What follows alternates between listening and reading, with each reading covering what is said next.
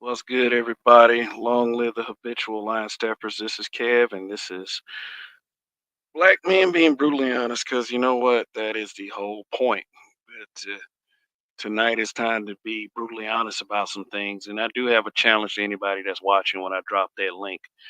Please, beyond a shadow of a doubt, put up a good argument, a very coherent argument as to why you believe the Black Manosphere and the Divestors are the same, because there's a very special reason for this is that we have a problem with making certain groups of people accountable on their own. And is when you're pinned into a corner, and you can't help but to say that something is horrible. For some reason you bring the men into it. It's like, you know one side is preaching a bunch of bullshit. The other one is divisive just based on the fact that people don't like when you tell the truth. And that scares people. Being brutally honest scares a lot of people. And it's just, as of right now, I officially don't give a shit. Uh, in fact, I never really gave a shit. So it's just, but it's because I consider who my audience is. I have a limited audience. I don't have people who are over here for superficial reasons, and you know that audience might blow up because of the fact that I've already said that there are millions on YouTube. So, um, because and also because I feel like the people who are here night in and night out whenever I broadcast, they deserve it. You deserve some action sometimes. So anyway, before I get on the topic of why I believe that pushing this narrative is a bunch of horse shit, and if you cannot depend on anyone to push back on this stupid fucking narrative, you can depend on me to do it. Because when I see it, I'm going to disagree with it. I don't give a damn about the perception. I don't give a damn about, people's feelings when it comes to that. You're full of it if you really want to push this shit. You're full of it. And I mean, like, if any trolls show up in the chat, let them rock. But I'm beginning to believe that this is a feared YouTube channel, and that's for good reason. Because if I were a onlooker, I wouldn't show up on this channel saying stupid shit either. So I mean, when when you're brutally honest, like I said, it kind of you know people are kind of taken aback by that because no one likes a mirror put in their face. Put a mirror in my face, I tell you everything. Trust me on that. But if I put a mirror in your face, I can't expect the same courtesy. So let me go ahead and shout some people out. And this time I will start with the habitual line steppers, the five of us, the people that I never truly stopped believing in. Even with um even with if you don't always see them over here, uh they know that I acknowledge them in a positive way. Those habitual line steppers are, myself, of course, uh, Sister George of the Breakdown, a Woman's Perspective, uh, YAS4W, Darth Skater 7, and last but not least, the Roger Report Live. Shout out to those guys. Also, shout out to the membership on this channel, 10 strong and still going on. Thank you for being real by association. Um, those members are Greg, Aaron P, Phil Brad, Zentober, Toya the Tutor, Indigo Flow, Gold Professor underscore Gold P underscore GP underscore salute emoji exclamation point. D Rock Den, American Negro, and D Scott. Thank you guys for your continued support from month to month. And if you are not a member of the channel and you are watching, you can become a member of the channel too. It's not that much per month, but you are in control of whatever you do with your finances. So it's just a suggestion, but I promise you, you won't regret it. I promise. I am as consistent as they come. I don't flip flop. And hopefully I don't disappoint. I do understand what my flaws are, and I'm working on them as far as social media is concerned. And really, no one is perfect, but this is a great channel. Got a comment the other day on one of my older videos saying that this channel was not only underappreciated, but underrated as well, which I do appreciate that coming from people who, I've made a good first impression on. So that right there, is always in the back of my mind. I will always treat you guys with a huge amount of reverence, of course, until you prove otherwise. And some people have proved otherwise, but that's just the reality. You're not going to win everybody, and I do understand and realize that. So, let me get on with it. I don't have a slideshow prepared, but I mean, as long as I'm passionate about this one particular topic, you can get all the mental pictures that you want. There are gonna be people that disagree with me, and they're gonna push this dumbass shit like the Black Manosphere and the Divestors are the same. And I'm gonna say it every time. I'm not gonna sugarcoat it. It's dumbass shit. Seriously. It's dumb. Is fucking dumb. You're stupid for saying it. You're you're a half-wit for fucking saying it. And I don't care what you think. Unsub if you don't fucking like it. That's never stopped anyone from unsubbing before, because one thing that is monumentally across the board with our people is that we don't like to be disagreed with. We don't. A disagreement is like the worst thing in the world. If you disagree with somebody, it, oh my God, it's time to drop bombs over Baghdad over a fucking disagreement. And really, that's how all wars start. They start because of a mild disagreement, escalates into a major disagreement. All of a sudden, escalates into bodies piling up everywhere.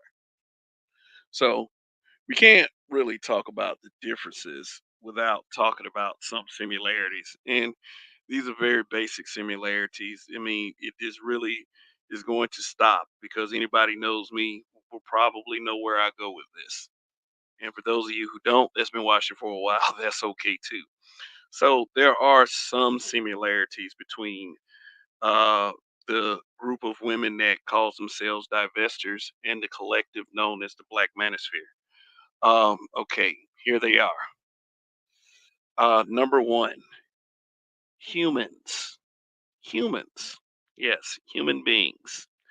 They're uh, the only living creatures on this planet who have the brain capacity to formulate sentences and have coherent thoughts. Not to survive just off instinct. Um, melanated, because when you describe the black manosphere, you're talking about melanated people. Divestors are melanated as well. uh, Here's another similarity: the English language usage. you know both use the English language. um, the use of social media. Yes, the reason why these two presences are so potent in their own way is because we're all on social media. And the last one, both use divisive rhetoric. Now, saying something divisive, I understand, is a slippery slope, but there are different reasons why it's divisive. I mean, one thing that many of the guys in this space have to understand is when you're dealing with a group of women, you're dealing with people who don't like to be told nothing, don't like to be told anything. And hey, that's too bad. I'm saying, uh, is if you're going to continue to point out symptoms, like me personally, and this is why it's called YouTube. You are allowed to give your thoughts if you formulate a channel. Um, um, I'm gonna say.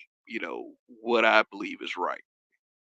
And if it implicates a group of people who have a certain characteristic, then it has to be that way.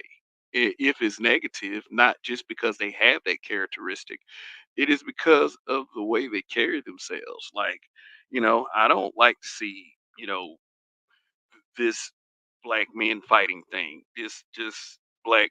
Sometimes when I really just sit back and think about it, and I look at this space, it has more of a chance of imploding before it actually takes off into the stratosphere.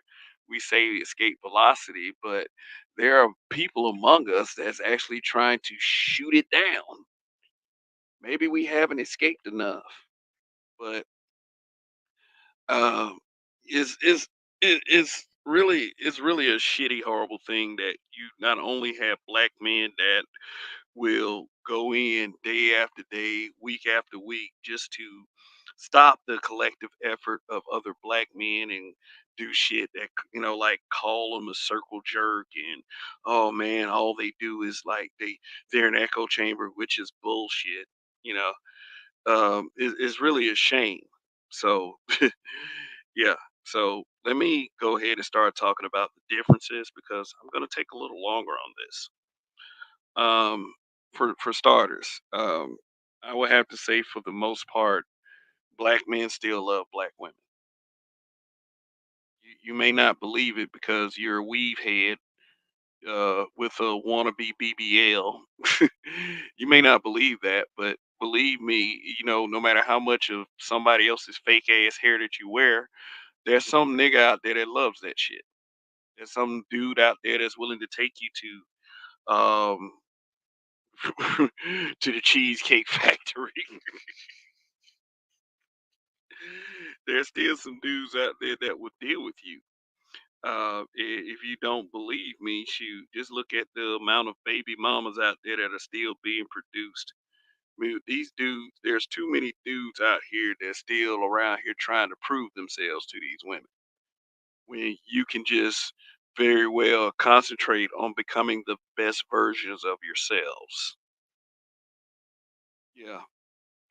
There are far too many simps that portray it like they love the black woman, and they maybe they do love black women for real. But it comes at the cost of your dignity when you have to simp in order to establish that. Just saying that these guys shouldn't be saying these things, even though a lot of these men are 100% right, and most of you don't want to admit it. Uh, there are way too many black men that I say still love black women. And I will let me see. I will give you an example. We have a married couple that has that both of them have YouTube channels. Both of them been at it for a while. I think the woman's been at it longer than the man has. I didn't watch the live, but I saw it on my feed and I saw the number of live viewers that she had. She had close to 1K live viewers. Her husband, who does broadcast, he had 20 live viewers. Now, the reason why I mention this, and it's not really to put anybody on the spot, and you in the chat could actually guess who these people are, is because of what's strange to me is that she has a bigger black man audience than he does. hmm Just really shows me how on code the men are as compared to the women, and how uncold men are with women. I mean, just what is any of that for? Then I'll start making some shout outs in the chat. I'll catch up in a minute. I just want to get this out of the way. And you guys can poo poo argue with me. I mean, some of you, not all of you. Most of which who participate in the chat are cool people, but some of you actually try to argue that I'm wrong and they're both the same, blah blah blah, and all you're trying see. But and I'm gonna say it again: the existence of the divestors pin you into a corner to where you can't say really any good thing about them. So You have to put another group right beside them just to make it seem like it's okay. And that right there is weak shit. And I'm quite frankly tired of the weak shit coming from us. So, um, yeah. So black men still love black women. Divestors hate black men. Just hate them. They express it every day. They express it on their clubhouse forums. They express it on their YouTube channels. They express it on these blog websites. They express it just about everywhere they go. Like, like the white man is just this beacon, of hope that they have, and really a lot of it is cap. Really, it really is because I've seen the uglier side of things growing up. And, if you really think that just because a few people get married that are interracial is going to save you, then you're barking up a shit tree. You really are reaching for the low hanging fruit. And I don't care who people date. I'm just saying, it's just like, don't expect that to be like the number one thing that's going on in your life if it does happen. I was at one point I mean, when I was younger, I had, little, white girls throwing me hints and everything, but I mean, and I'm not saying this for a virtue signal, but I always just envisioned myself ending up with a black woman, and I did. So, um, yeah, so that's one of the major differences. You will never see. Here's another one. Here's another one. Here's another one. Divestors push for genocidal acts against black men, whether you want to believe it or not. If I was a really hateful person that hated on a group of people on a constant basis, a lot of people would flood in here looking for that. That's why the biggest challenge ever on a social media platform is to be consistent and true to yourself. Just like that husband I mentioned, at least he's true to himself. That's what I say about him. They divestors push for the genocide of black men. There is not one existing campaign of black men, and not the black manosphere, that does this. That push for the genocide of black women. That push for the abortion of black female fetuses. We don't do that because number one, it sounds crazy as fuck. It does. It sounds like loser shit. I'm not going to even lie to you. I would be ashamed if another black man started to push for the deaths of black women, but it does not happen. It does not happen. Anybody that said that it does happen, that there are cells full of black men that celebrate the deaths of black women, you're goddamn lie. You're being dishonest. The only reason why you, the only reason why anyone makes these comparisons is because they're butthurt. Because they're afraid some female out there is going to be butthurt, and yeah, they're a bunch of butthurt females. Yes, just like okay, and I'm about to use both logic for a second. There's a bunch of butthurt dudes. Can't leave them out. But the people sitting up here trying to pretend that the Black Manosphere is an extremist movement like the divester movement is just plain fucking garbage at this point. And my thing is, if you make content like that, I truly cannot take you seriously. And the content I'm talking about is trying to push this narrative that is just so inflammatory and you can't fucking prove it. You can't prove it. Like I said, I'm gonna drop that link and please somebody come up with a coherent argument. Please. So I can show you how full of shit you are. Yeah. So um divestors, there's another difference. Divestors celebrate black men death. The niggas they raise. They celebrate the deaths. Well, not the niggas they raise, they pacify them niggas. But they celebrate black men death. Black men don't celebrate dead black women.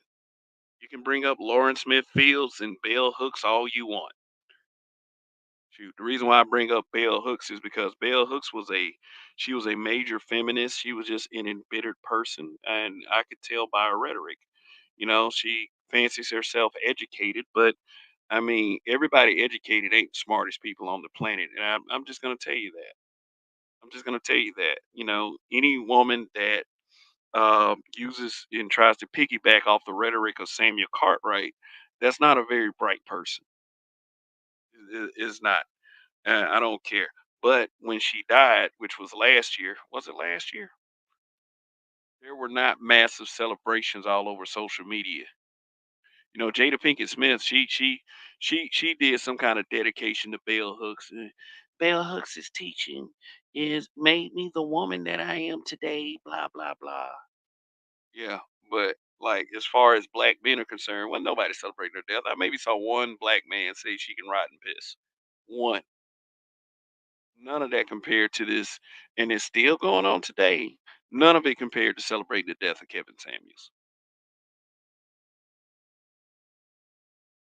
Shoot, more people rush to try to prove that they're rotten pieces of shit, and then they'll start making this little dumbass excuse like, "Oh, we're just trolling. Oh, we're just trolling. Oh my god, we're just trolling. Why you let it get to you?" Yeah, it's just like I'm looking at a pussy fest that's not a lesbian porno. That's what I'm seeing with some of you guys. Shoot, who celebrated? What black man really sat up there and celebrated? Now we did talk about Lauren Smith Fields and how the white guy got away with murder, basically, because it really killed like the whole white savior divestment argument. That case did, and so many other cases like the Chad Wheeler. That case did too. How much time did we spend vilifying people like that? Except for that few black men that y'all don't like on social media. Shit, wasn't the Divestors. They ignored that shit completely. Okay. But I will say this, and here's another difference. Divestors social media spaces are more dedicated and much larger than the Black Manosphere audience. I mean, like you can say stuff like, well, Obsidian can get 700 people watching, BGS can get 700 people watching. But of those 700 people, how many of them are the same audience? How many of them? How many of these guys visit different spaces? You see a divestor channel, 1.5K, 2K watching, 3K watching, easy. Spewing hatred. Now, some of you out there saying, "Who cares? Are you jealous? Fuck you even talking about? Why are you even bringing this up?" No, I'm just outlining differences because I know some of our people are dog shit. I do. Like you can call it being anti-black all you want. Most of the people that say that people are anti-black themselves. They just refuse to see it. I'm not anti-black. I just know how to call people. I just know how to call things for what they are. And what I don't see is this argument that the black manosphere and the divestors are the same. It's not. Is that is not the case. That is not the case at all. I'm sorry if somebody's gonna pull some crybaby shit and try to say that they are, but really the argument is pissing me off. It really is at this point. I don't know what some of you motherfuckers are thinking. Period. You can say whatever the fuck you want to say. I'm just not gonna be nice about this. I'm tired. I'm tired of stupidity. I may sound a little cool and a little diplomatic, but it's just I'm tired of the fucking stupidity. I'm tired of people acting like there's that black men are doing something wrong for speaking on things like this. I'm tired of people being like, "Oh, you should help black men. You should talk about things that we need to talk about," and then are not passionate about these things themselves. There are a couple people, But that is really used as a straw man argument. What happens is like I'm gonna make the same argument that I've made repeatedly, and is this: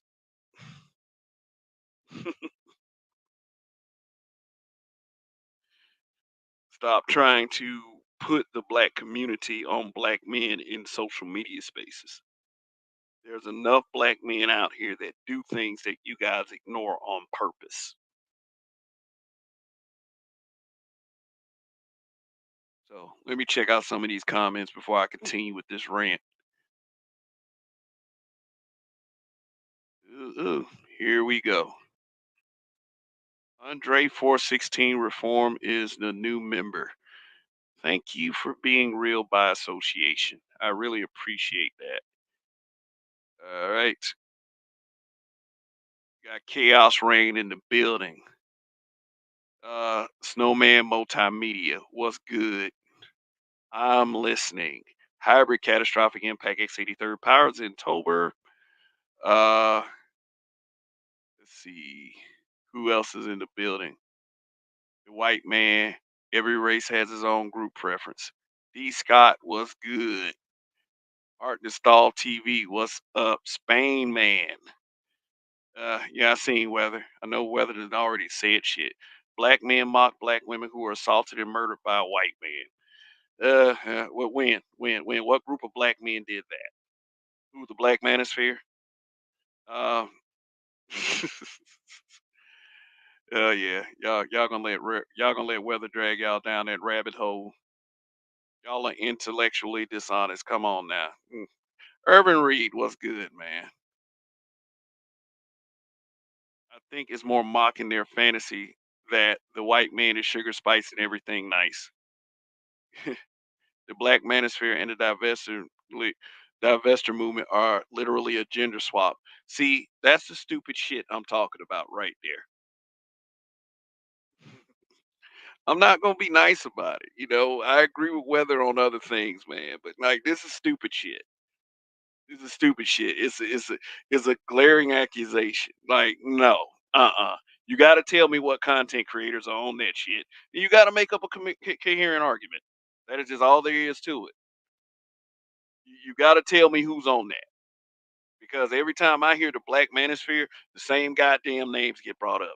Obsidian, BGS, Edward Anderson, Angry Man. You know, they don't consider the guys who actually want this space to be something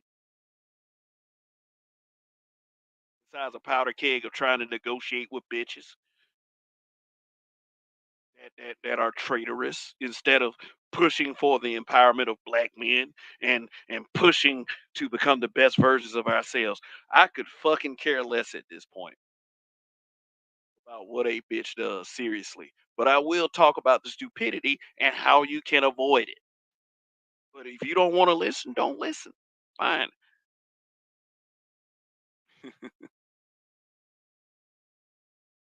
Y'all both hate each other, so it stands reason that rhetoric back and forth would be hyperbolic. Here we go. Spain man said, we sort through data and dust off books over here. Divestors use secondhand trauma and feelings. But see, they hate on that too, Spain man.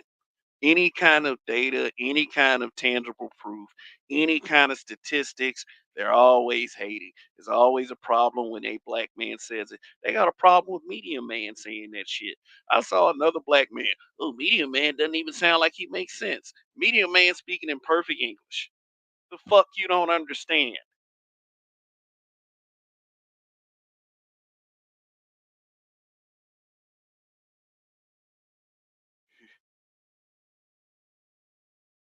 Detroit 313. Salutations, Kev. We'll always disagree on this, Kev. It's not personal. No, it's not personal. It's not. It's never gonna be personal.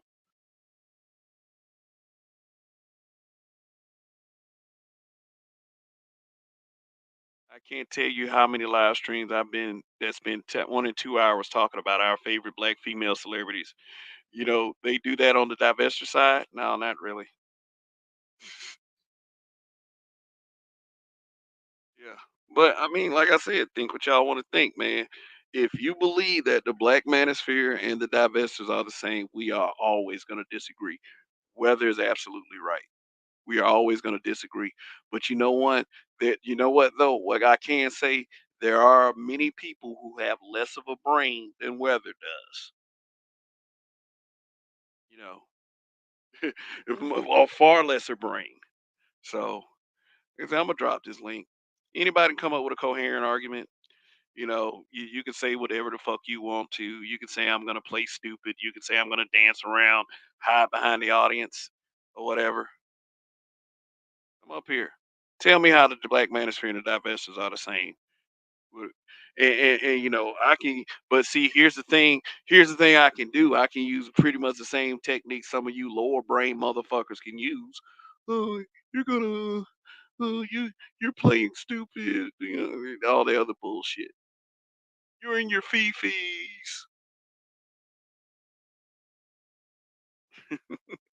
You are in your fifis. Shoot. All right, I'm gonna give this a little bit. Also, keep in mind while scrolling across the bottom of the screen, like, share, subscribe, Cash App, fair use, for entertainment purposes only, and a language warning because I've used quite a few curse words, and I already got a dislike in the stream. Yeah, which I fully expected, but I got to play the video. Now I'm feeling objectified by your male gaze. Damn. Somebody is objectifying my male gaze. So we got Judge Dre. Your camera's on, but Judge Dre is doing what they saying that black men don't do, and that's build. And we got Marcus from Keep It 100 up here. Keep It 100, excuse me. Let me always pronounce your names correctly. That's the respect I can show you guys. So whoever wants to go first, what do you believe? What do you think? Hey, what's going on, man? I think you already know where I stand on most of the stuff you said. I mean, I haven't typed in the chat, but I've been here since the beginning. Word. What's going on, people? Can everybody hear me? Yes, you're loud and clear. Probably All right. louder and clearer than me. All right. I would love for anybody in the chat to type the name of a Manosphere content creator whose whole platform celebrates the deaths, the abuses, and things of this nature. There's, other words that I won't say on someone else's channel of black women. Name that content creator. I don't want to hear nobody tell me the name of somebody in somebody's chat or somebody that jumped on somebody's panel. Name the content creator in this space whose platform is built on that. Name them. And I'm gonna say Weather, I'm gonna ask Weather, since he said that it's a gender swap. So Weather, name the content creator who celebrates the deaths of black women and calls for genocidal violence for Clever Chief. Who that, y'all? Who's Clever Chief? I ain't never heard of the motherfucker. Oh, he's Black Manosphere? Who is he? Never heard of him. Matter of fact, I'm gonna look him up because I already hit a cat. Clever Chief. Who the fuck is that?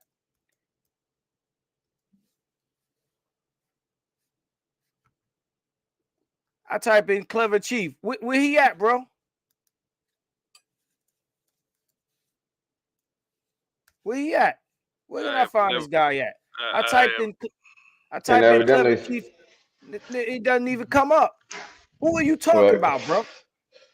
That's a troll page they probably make that shit. Like, name somebody who actually been around and somebody else can actually say, "Oh, I've been to that show before. I knew about that show."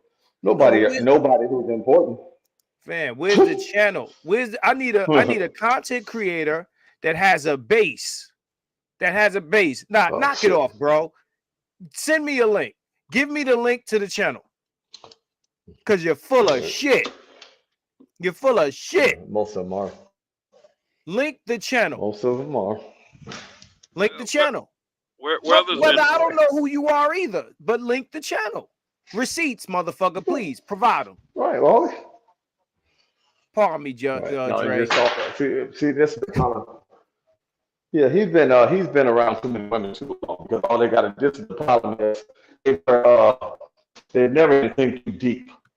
It's like these motherfuckers that buy a house and get no inspection. They look outside. Oh man, this house looks nice. This, that, and the other. And all you realize is people put bubblegum and shoestring on it, and you got a whole bad foundation. Every problem in the world.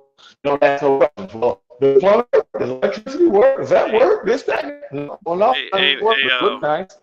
Hey, Judge Dre, you must have used that Star Trek technology because you borging like a motherfucker. Go out and he went out. He went out. He probably coming back. So Weather says I'm upset. I'm mad. I'm 40 and I'm 40 something and mad. Where that link at, bro? Where that link at? Where the link at? You know what I'm saying? Where the link at, bro? Y'all don't mind. I mean, what? If there's something bad, put it on blast. I'm mad. Bro, you sound like a dry dick simp. You know how women hate y'all motherfuckers, right? I hate to say something. It's gotten to the point to where now, shit, 90% of the shit I believe it's allowed off night. This dude, my man is saying this shit. I'm sorry, bro. My man is saying everything. Say what it is in the moment. You don't stand on what they say, bad, bro. Let me read. It's like then when they do get caught slipping, oh, I was just trolling. I was just doing that. Let me read this super chat real quick. Andre 416 Reformed, newest member. No offense, but is whether a black woman. I don't believe he is. He's been around for quite some time, and Mark. So I don't believe that, but he does have his opinions on black men. But I also try to push that this channel isn't an echo chamber. So, I mean, but hey, if you say something on this channel, it's open season. We call it brutally honest around here, and Weather does understand that. So, but it's cap. It's like I said, you can't name one content creator, especially on that list, that has done anything closely egregious to what the Divestors have done. And you're gonna hear this on other channels. You're gonna hear it on other channels, and other channels that's just gonna up and agree that yes, they are the same. No, that's not true. I need a name. I'm still waiting for a Clever Chief. Who the hell is Clever Chief? Niggas think anybody black with a microphone is Black Manosphere. You know what I'm saying? Who the fuck is Clever Chief? Yeah, I've heard quite a few names like that EDP 445 guy. I don't know if you heard of him, but he's one of those guys that's on the bigger part of YouTube. Well, he was until he got caught trying to meet up with a underage kid and to do sexually egregious things. But there was a couple of the people on the anti-Black Manosphere side that was like, oh look, the Black Manosphere, they are supporters of child deviancy and all this other shit because of this guy. Check this out. Cynthia G had 100,000 plus followers.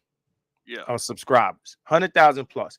Name the black man that has 100,000 plus followers or subs on YouTube saying the things that you're saying Clever Chief is saying. I'm sure this motherfucker probably got 2 subs. Probably got 2 subs. You talk Clever Chief. Who the fuck is Clever Chief? Name somebody with a platform Cynthia G had she had a YouTube plaque. She got a YouTube plaque, bro. She got a plaque on this motherfucker. She was making over 6 figures talking shit about killing black male babies. Made over 100,000. You know what I'm saying? A year talking that shit. So where's this mysterious black man, this black male divestor? You know, John Smith is a white man too, but I'm sure there's a black man named John Smith. You know what I'm saying? See, when motherfuckers ain't got answers to your question, they start saying dumb shit. Just say you don't fucking know whether or not whether you a bitch or a nigga, whether. Because we don't know whether or not you are. Whether or never, whether, however, you can't name one. And that's a fucking fact. So get the fuck out of here. People be capping. Nah, you look, freedom of speech. Nah, she's gone. Bye. She's gone. She's gone. Yeah. Hey, like I said, man, Weather's cool. He just got his way of saying things that, that like I told him I disagree with him. And I said that, saying that the black manosphere and the divestors is stupid shit. But, it's you're a guest on this channel, Marcus. Listen, So I asked the motherfucker the question, and he went left. He went left. Okay, so I go left with a motherfucker I have no reason not to go left with. okay. I can scroll up in the comment section and see what the motherfucker said to me when after he couldn't answer my question.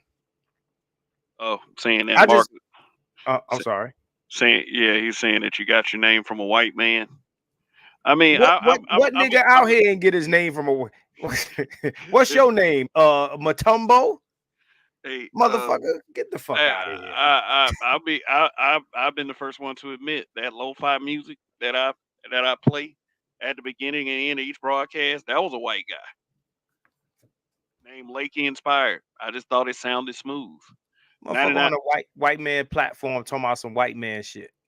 Yeah, yeah, 99 Problems and a Bitch Ain't One. That beat was engineered by a white man. I'm just trying to understand him repeating the same thing over and over in the chat. Like, what are you saying, bro? You're saying nothing. You're saying nothing. Yeah, but You know what I'm saying? yeah, I dropped that. Go ahead. I'm sorry.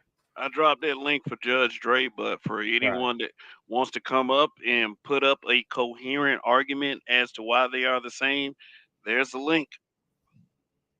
You know, these are the kind of things that I come to YouTube for. I want to hear these different opinions. I want to Detroit 313, is Tommy Sotomayor one of them? To be honest, he's way too harsh. Yes, I didn't hear him say abortion on black babies. Um, mm, Tommy Sotomayor was harsh, but he's proof that black men can't get away with nearly the shit black women get away with. Right. Like, yeah. Um, Cynthia G had been saying this for years. For years. She had been saying this kind of thing for years, spewing out this kind of hate for years. And no one really paid attention or did not want to pay attention. Uh, Timekeeper, what's good? Ebo Sosa, I put your comments on the screen, but I don't know if I shouted you out. But but Tommy, yeah, he wasn't can't. I mean, he celebrated when some bad shit happened, but the news stories that he used to come up with was crazy as fuck. There was some crazy ass shit. Like one of one of the stories was like I remember was there was some B dubs that got drunk. They took their kids to the pool and they didn't want the kids to get inside of the car, so they made them ride on the top of the car. They whipped a turn real hard, One of the kids fell off and died instantly. Father on the news crying. So they hated him for saying stuff like that and saying stuff like black bitches and stuff like that. But still, I mean, it wasn't to the level of Cynthia G.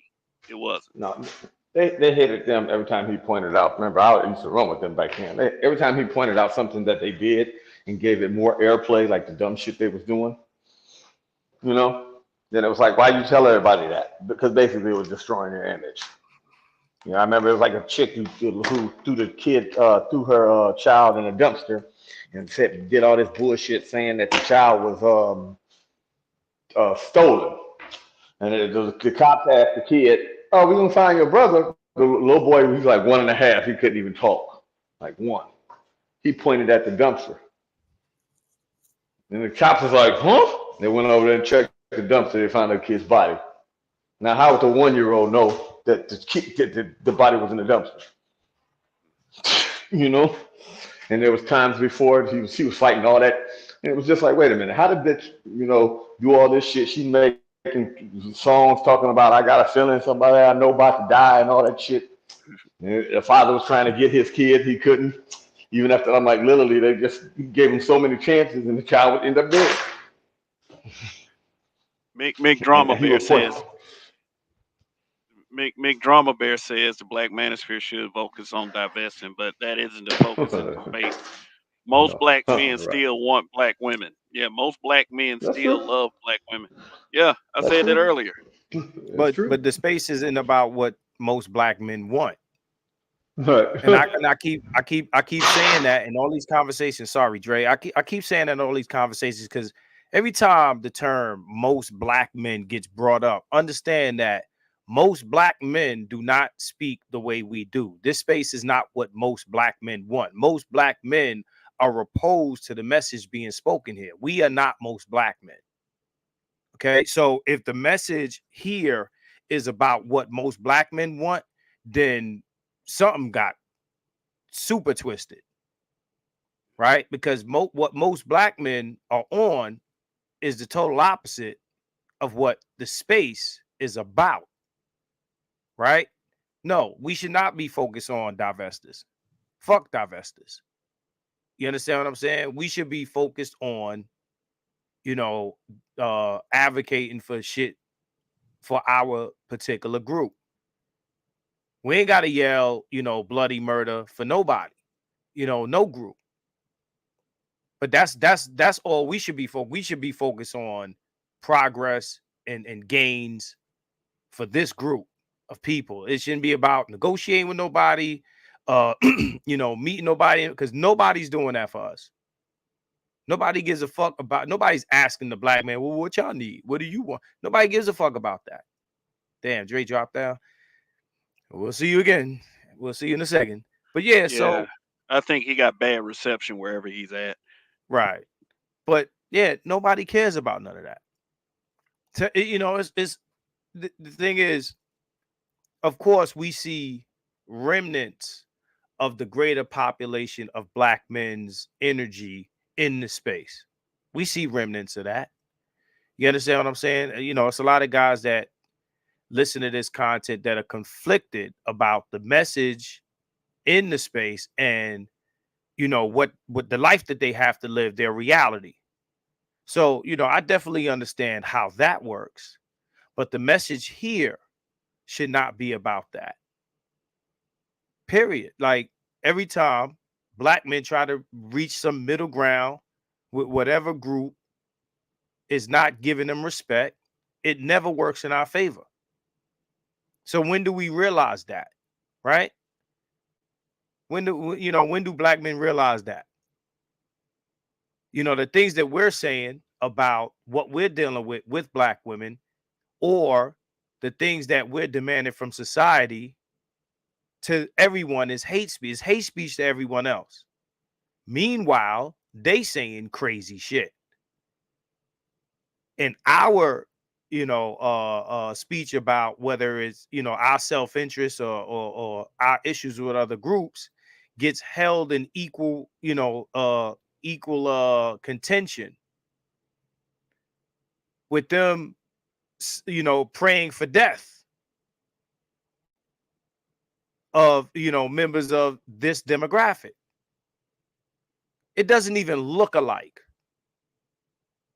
Doesn't even look alike. So, you know, if that's the way it's seen, that should be something that, you know, that we can all recognize. The Spain man says the black manosphere isn't really even pushing black men away from black women. It's about men understanding the environment and making informed decisions. Yeah, not only the environment, but the women. The environment and the women.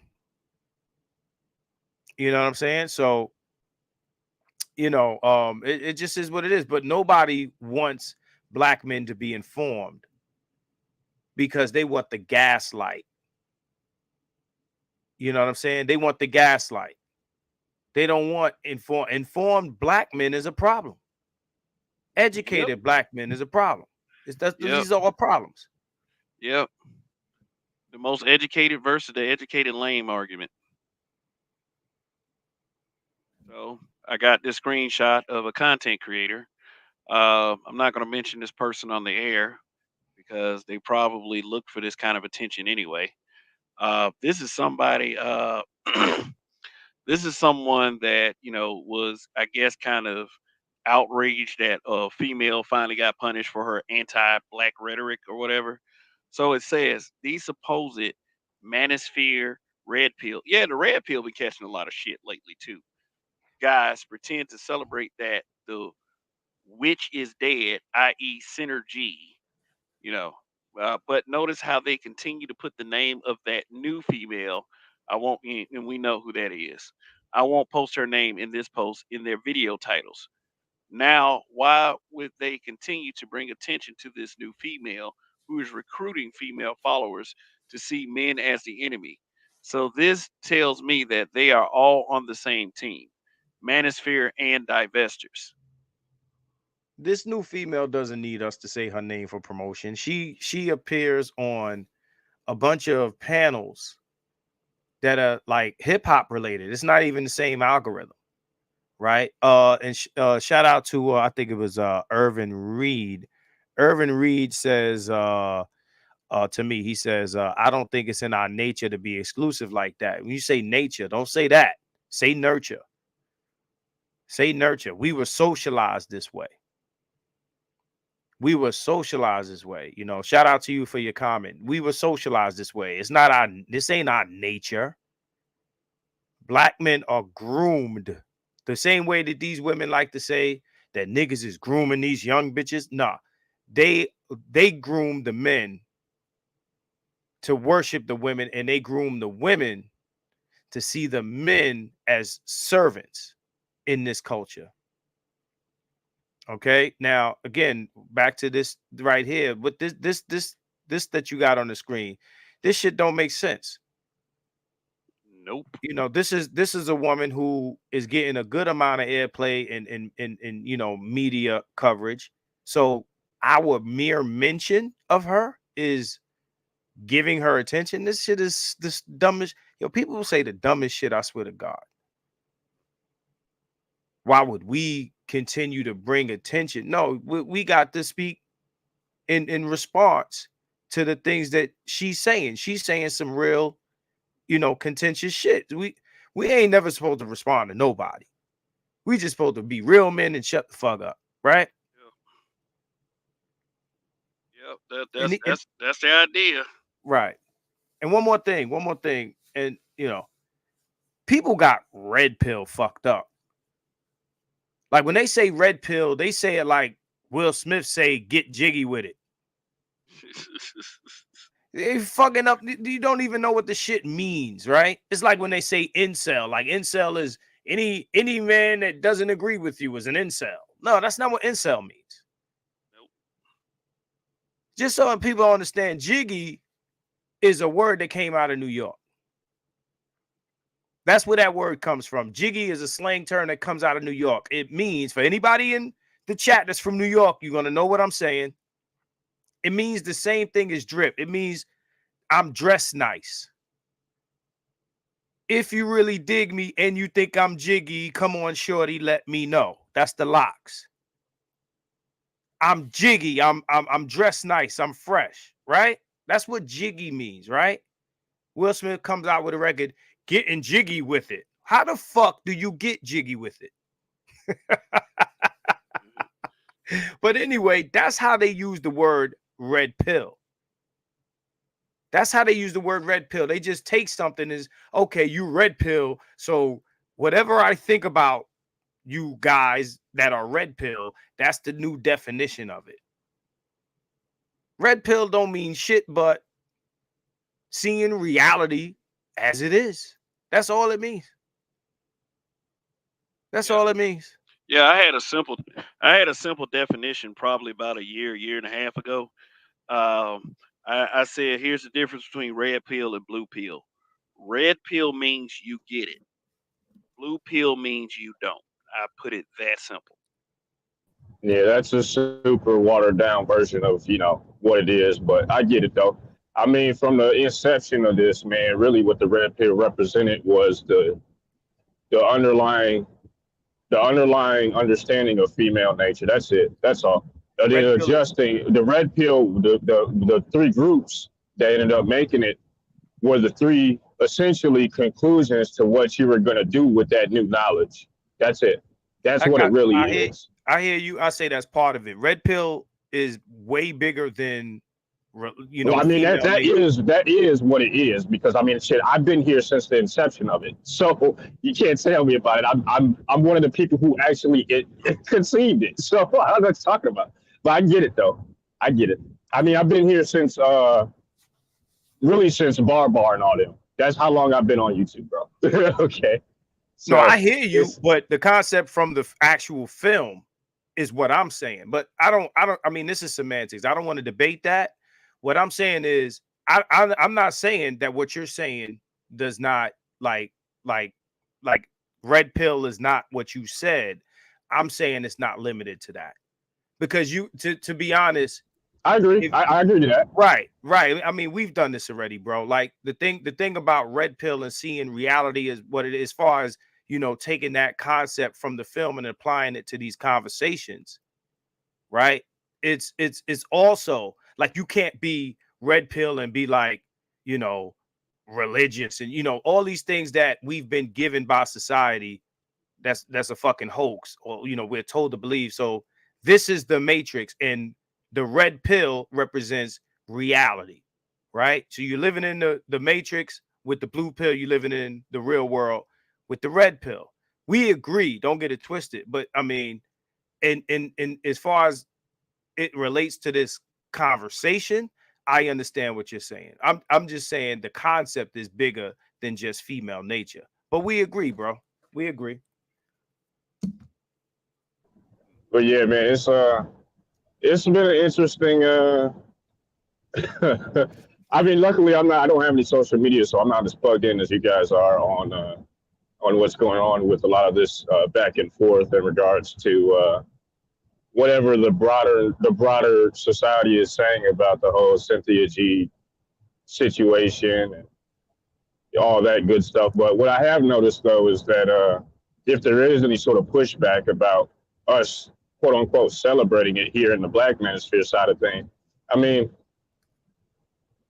I'm gonna give the broader perspective. It just is what it is. Like we don't really like her. I mean, she's a black white supremacist. It is what it is. Like you can't get around that. And so, of course, we would celebrate a black white supremacist being taken off the site, especially since her and her ilk have been allowed to exist for so long.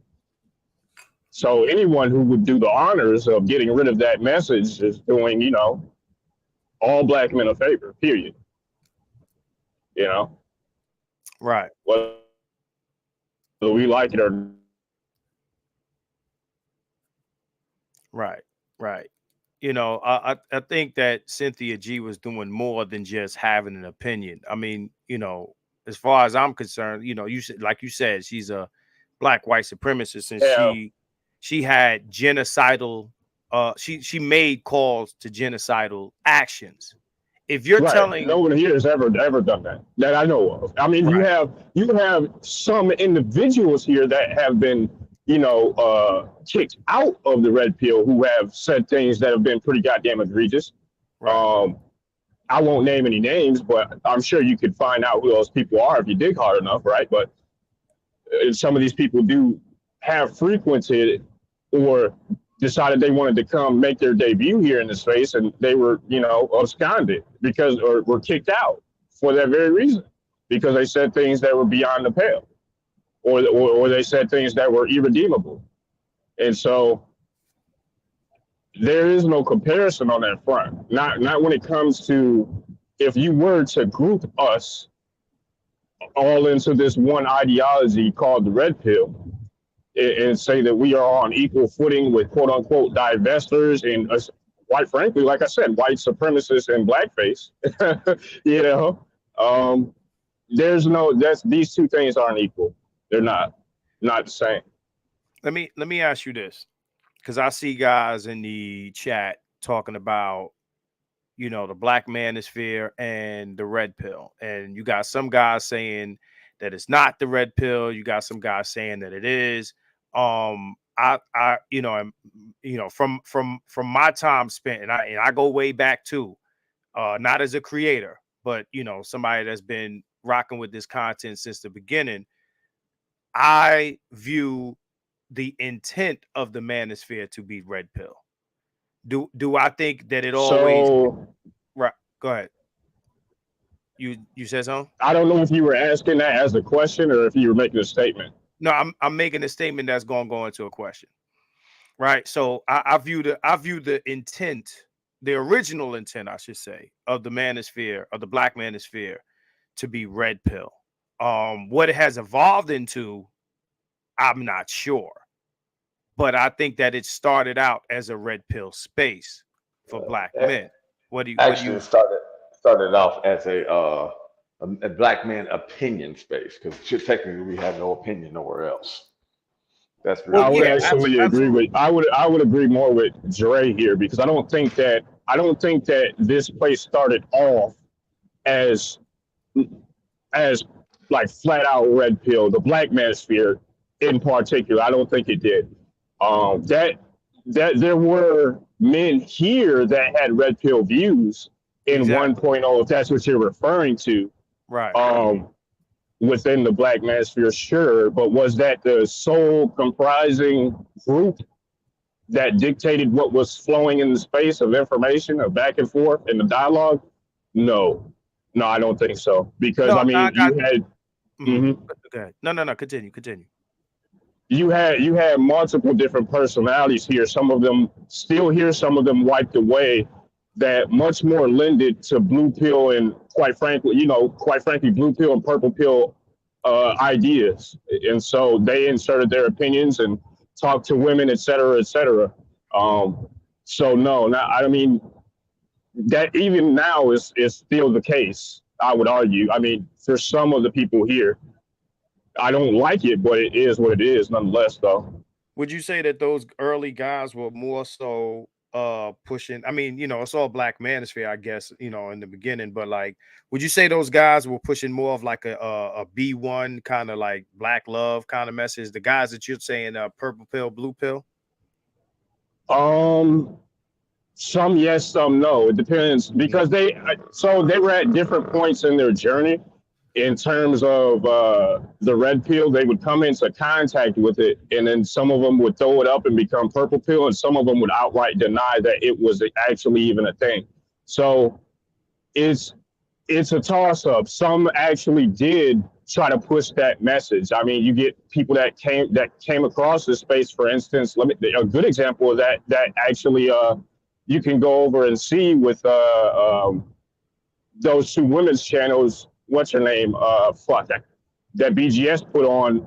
It's about Sister George and them. Yeah, them.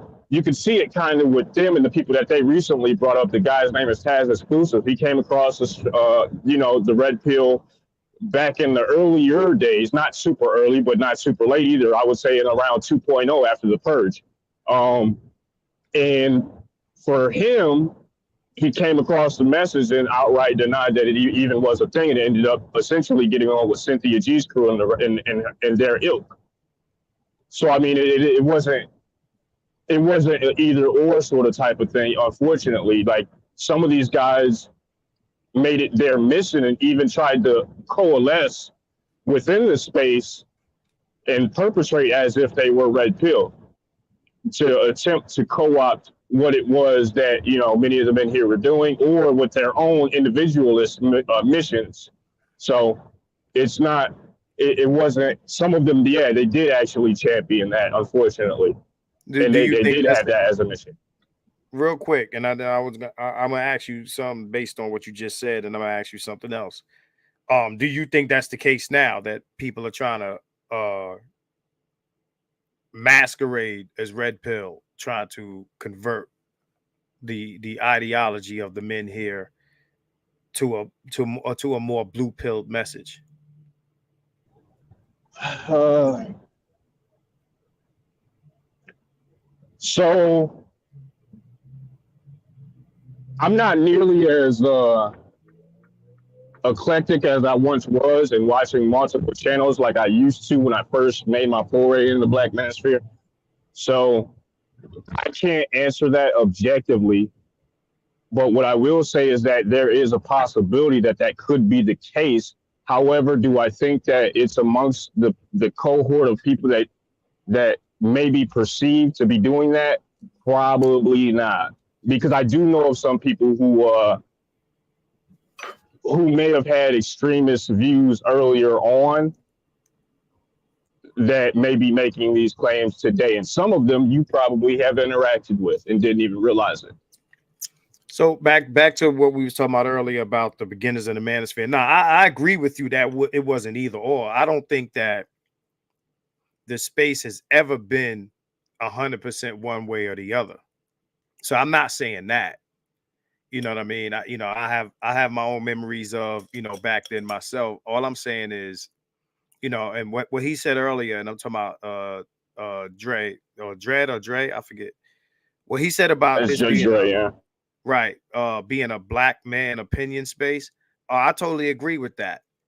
But I would say that a lot of the stuff that was being said, it was more about like we was discussing earlier, like speaking on females, their behavior, their nature, not among other things. I'm not saying that was the only thing spoken on, but like I would say that those sorts of conversations, they kind of lend themselves to being red pill conversations, as you define red pill when you say female nature. So when you talk about like black men having opinions, because there's certain shit we couldn't say nowhere else but on YouTube.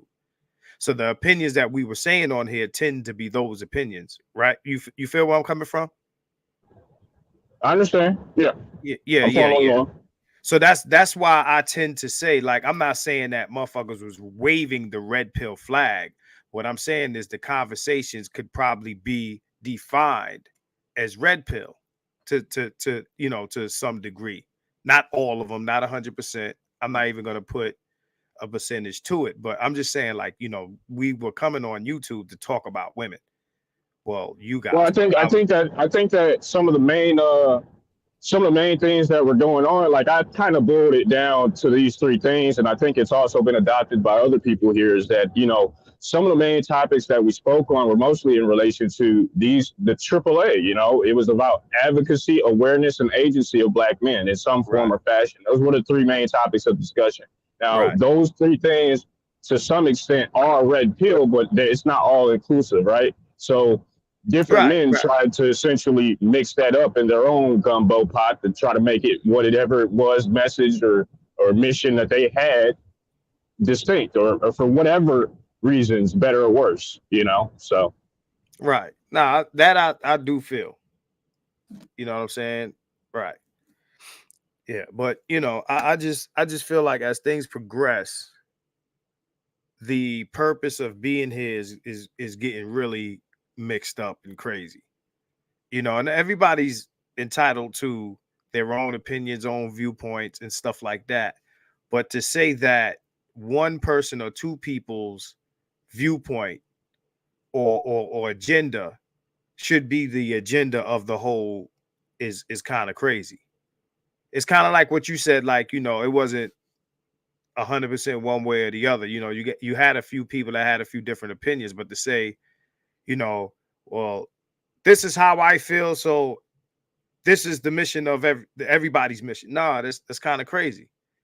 I Well, think that so the reason for that, and the reason I think that, because I know that you've been having these conversations off and on with BGS. I wasn't there for all of them, but I right, was there for a couple of them. So I know where you're kind of getting that from. And I've seen the people that you've been interacting with, at least that have been coming up on your streams. I'm sure you've probably been talking to some of these people in the back channels. All of these people uh, are not good sources to use because, quite frankly, they're liars, and they also, there are things that you don't know. I don't know if you know about these people, that they have, been ousted or weren't here, or there's some of them, not all of them, but some of nah, them, nah, really bro. don't have a voice in the discussion for Let me various reasons.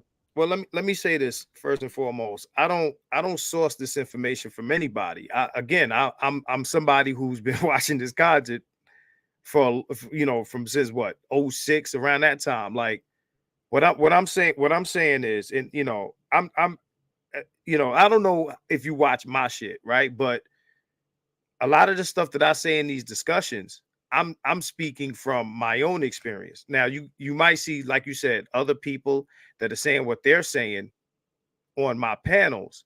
I'm not necessarily saying that I get my information from them, and or what they say is written in stone or anything like that. I just let them speak whatever memories or viewpoints or whatever they have, and I allow BGS to do the same. When we have these discussions, everybody has, I guess, their point of view or their memories of this, that, and the other, or whatever. But my thing is this, right? Yeah, I'm not sourcing anyone that you see on my channel for information about anything, bro. That's Just fair. just I wasn't just to me. saying that to try to, No, it no, was no, no, just no, a, no, it no. was more so like, I don't know for sure, I don't know, but it was Right, more so to say this, that for I know that about the purge that happened around 2014, give or take. There were a couple of purges, two of them to be right. specific, I remember one where the earlier. Black Manosphere essentially got nuked. I mean, we won't say nuked, but they got nuked. I Right, mean, there were very few Black Manosphere content creators left in the mix that were putting out content on their primary pages. right. Um, and so some of them had to create new pages. I Some remember of the them whole Gen didn't. X thing. I remember all of that. Right, and some of them never did. And Right, so what ended up happening is there was a reconvening and a restructuring of the people who were primary content creators of the Black Manosphere. That's where you get your O'Shea, that's where you get your Obsidian, that's where you get your BGS from, right? And so that's where the dialogue of what the quote unquote mission of the Black Manosphere comes from, because these three figures coalesce with convene with a group of Black men, not just those three, but a group of Black men, including Charles, myself, Ed, etc. There are more than that. All of I them thought aren't still here. Some of them left. I And thought the these three. conversations, I thought. So, pardon my interruption. I thought the three was Angry Man. This comes from BGS. I thought the three were Angry Man, O'Shea, and Obsidian. I thought those were the three. You're naming the three as three. well, it was Angry Man as the yeah, he was the primary head. The reason I say BGS is because at that particular point, Angry Man's channel also got nuked, and he was primarily on BGS's channel where these conversations were held, as well as O'Shea's channel where those conversations were held. Same with Obsidian; they were all hosting panels around that same time frame with the same sorts of personalities. Sometimes I just hear different versions of shit. Cause, like, for instance, Angry Man in particular, I was listening to Angry Man from the jump, and there's things that it said that he was saying that I ain't never heard him say. And again, I'm not sourcing that from anybody but myself, right? So I'm just right now I'm just speaking to you know, if anybody is gonna say what the mission is, right? You know, again, the And three horse. you started breaking up real bad, and you kind of cut out. I didn't really catch what you said there. Okay, so the three horsemen that always gets named is, you know, and the three horsemen, that term comes from, I heard BGS use that term. The three guys are usually O'Shea, Obsidian. I'm gonna come right back. Hold that for me. Hold that for me. I'm gonna come right back, man. I'm getting a call, man. It's blocking my ear, and I'll be right back. Give me about 5 minutes, okay? Most def. Word. All right, sorry, man. So Spawn the programmer said this nigga's lying. Wow. Well, well, we don't know what nigga he was referring to, so. Well, yeah, that's also true.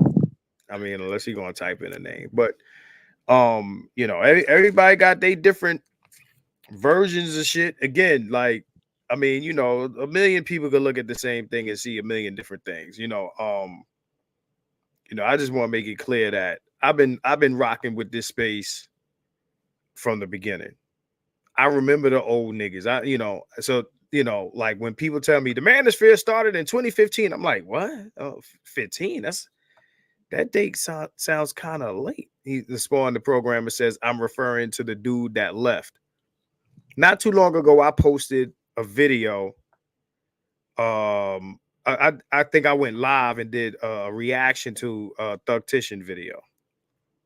All right, which is a guy that back then I was listening to his shit. Whenever he dropped some shit, I was on it.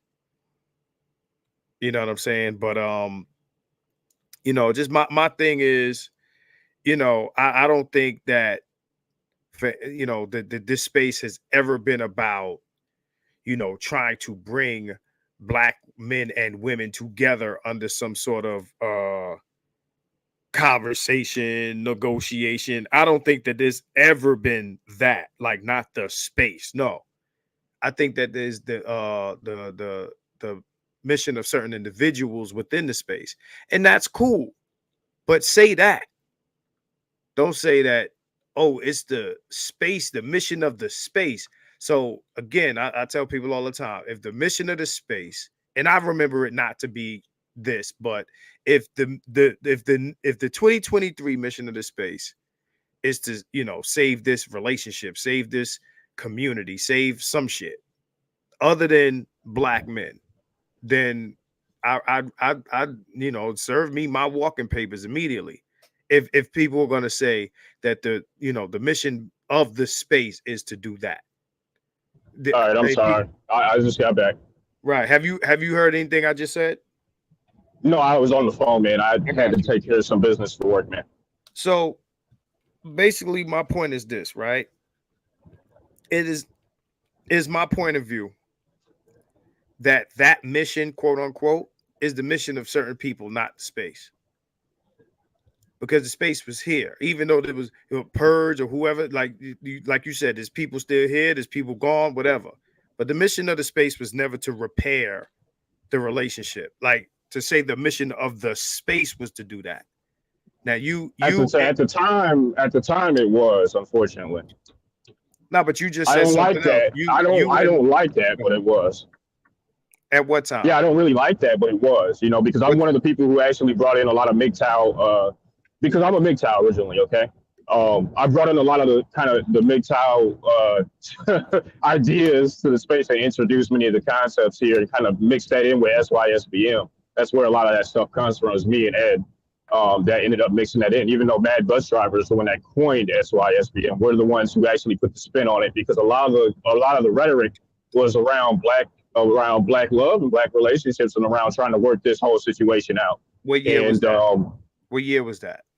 Around 2015, 16. Right. That's not the time period I'm necessarily talking about. But I think that that's the time period that the mission that we're speaking about, when that actually became the mission. But who was the main? I can name the figures if that's what you want. No, go ahead. Okay, it was O'Shea, Obsidian, Angry Man, Cerulean, BGS, they all unanimously agreed on that was the mission back then. So outside of them, there was no space. There was no manosphere. Just these guys. Arguably, at that particular time, not really, no. So then, Because there weren't many other creators outside of, you go to LAR, you would have who was it? I gotta think of the name. What the fuck is the guy's name? There were very few. You got Black Ram. You had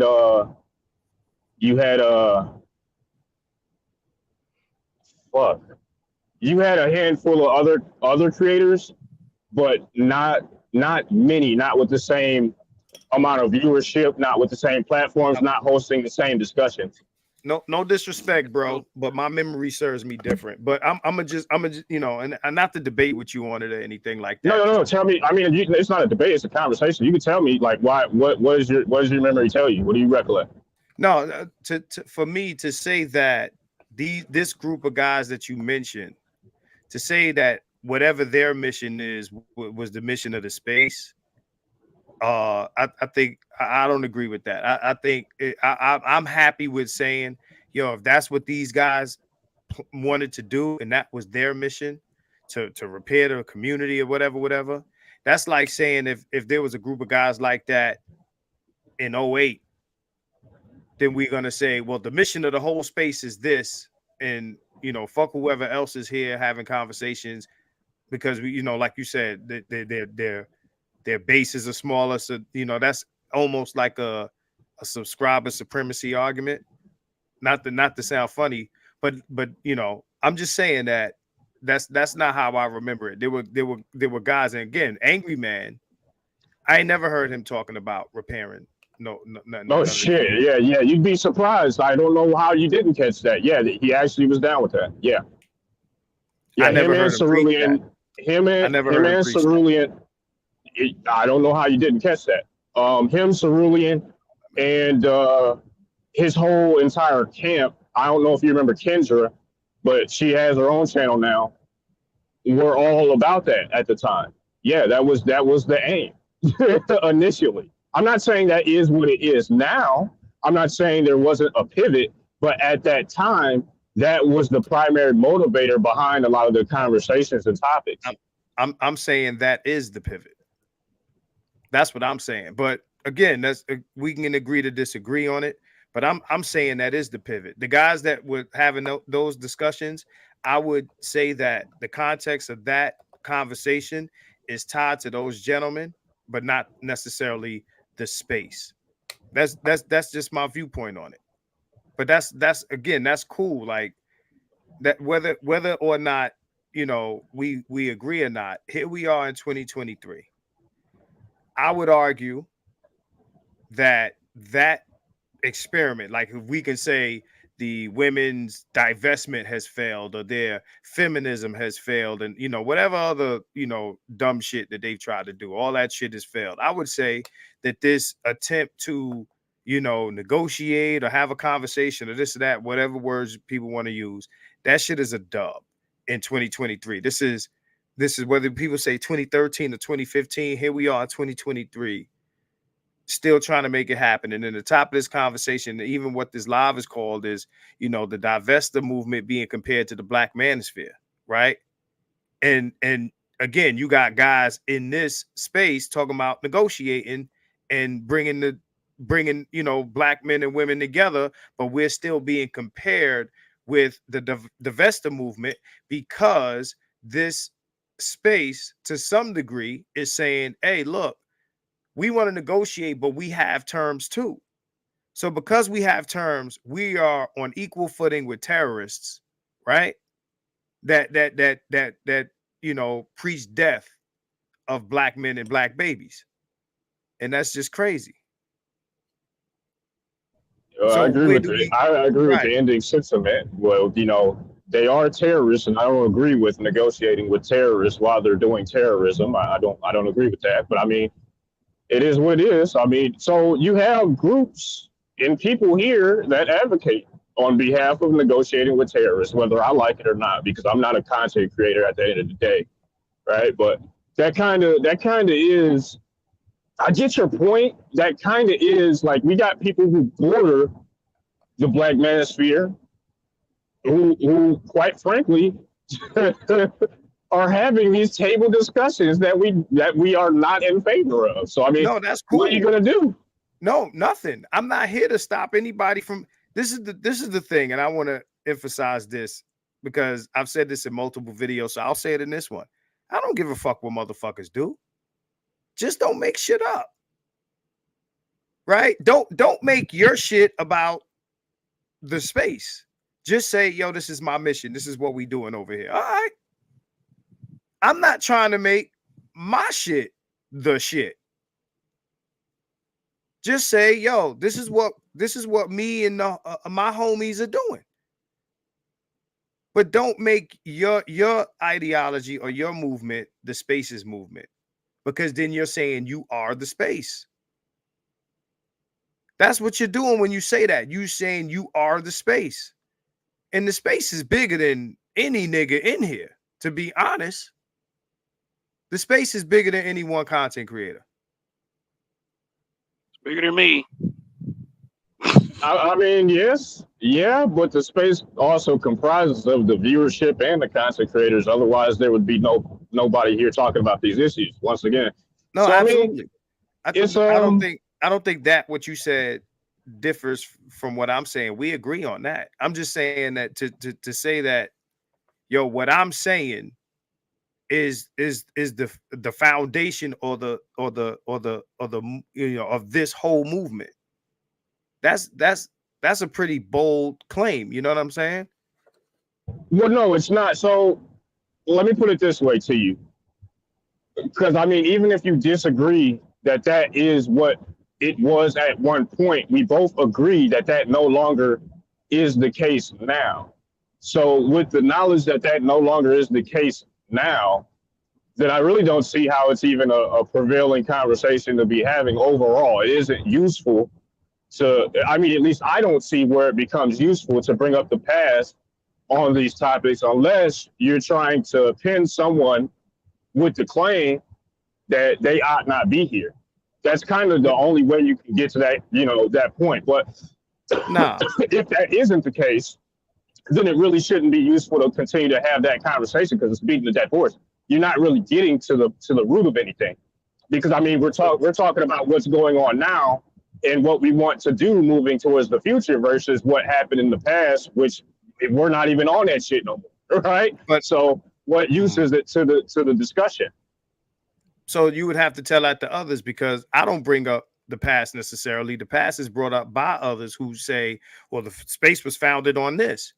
So then I have to answer that, right? And if I answer that, then I can't be accused of bringing up the past because I'm answering somebody that's bringing up the past. The thing is, my last question was, do we make the space about that group of individuals when there was a space preceding that, right?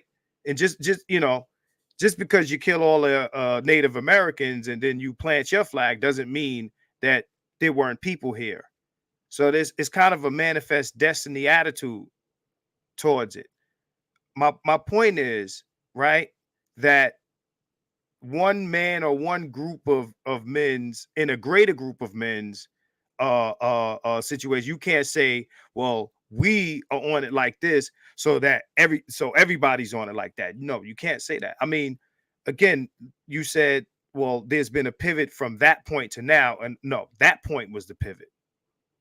And for somebody that, like you saying you remember way back when these other conversations were taking place, that wasn't the situation then neither. That the movement or the conversations or the general, like the prevailing conversation was never about that.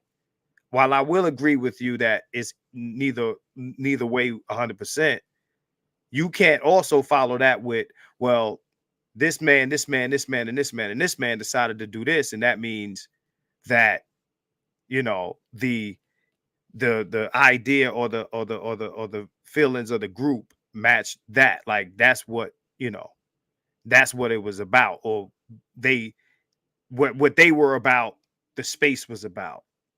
I'm gonna forever disagree with that, right?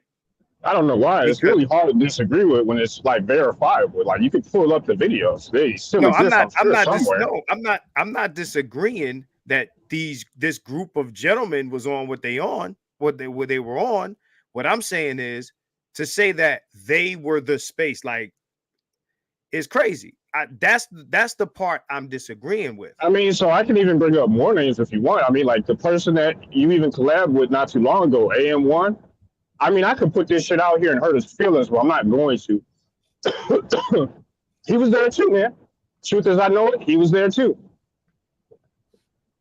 You know, a lot of these people were there. They frequented and they had these conversations because they had their own reasons that they wanted to try to quote unquote repair the black community until Right. they at different points realized that that was not a tenable position. You're naming guys who probably were on the panels with the other guys that you're talking about. That's correct. They were there. Right. But the space was bigger than that, than those conversations, is my point. So you can't make the whole space about, these guys and the guys who visited their panels. But I mean, again, PK, don't get it twisted. This is what I gotta say. Kev knows where I'm coming from. I'm on some shit where, like, if me and somebody disagrees, I'll be on some shit like, yo, you know what? Let's agree to disagree and move on, because there's a lot of bullshit going on here over disagreement lately.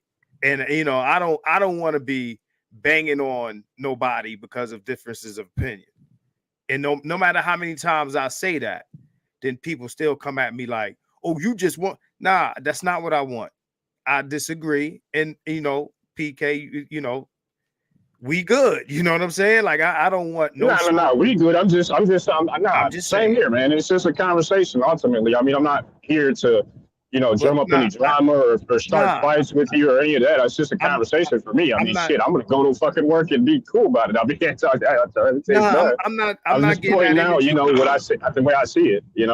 I'm not getting that energy from you. I just have to say this for the record, for my own reasons. You understand what I'm saying? So it has nothing to do with like you personally or whatever, like the energy that you're giving me. I'm not getting that from you at all. But nah, no, it's verifiable that those men were on what they on, but nah, them men didn't make up the whole space. They made up their conversations in their circle, and that's pretty much it. But to say that they were the whole space would be like, I disagree with that, but we agree to disagree, right? But one thing we're gonna definitely agree on is the comparison between the Black Manosphere and the Divestor crowd is a bit ridiculous. I agree. I agree to that. The only two names that come to mind where that actually does kind of cross over, and these people actually do. They probably should have merged and joined Cynthia G and Chrissy and all them, but still try to be involved in these conversations.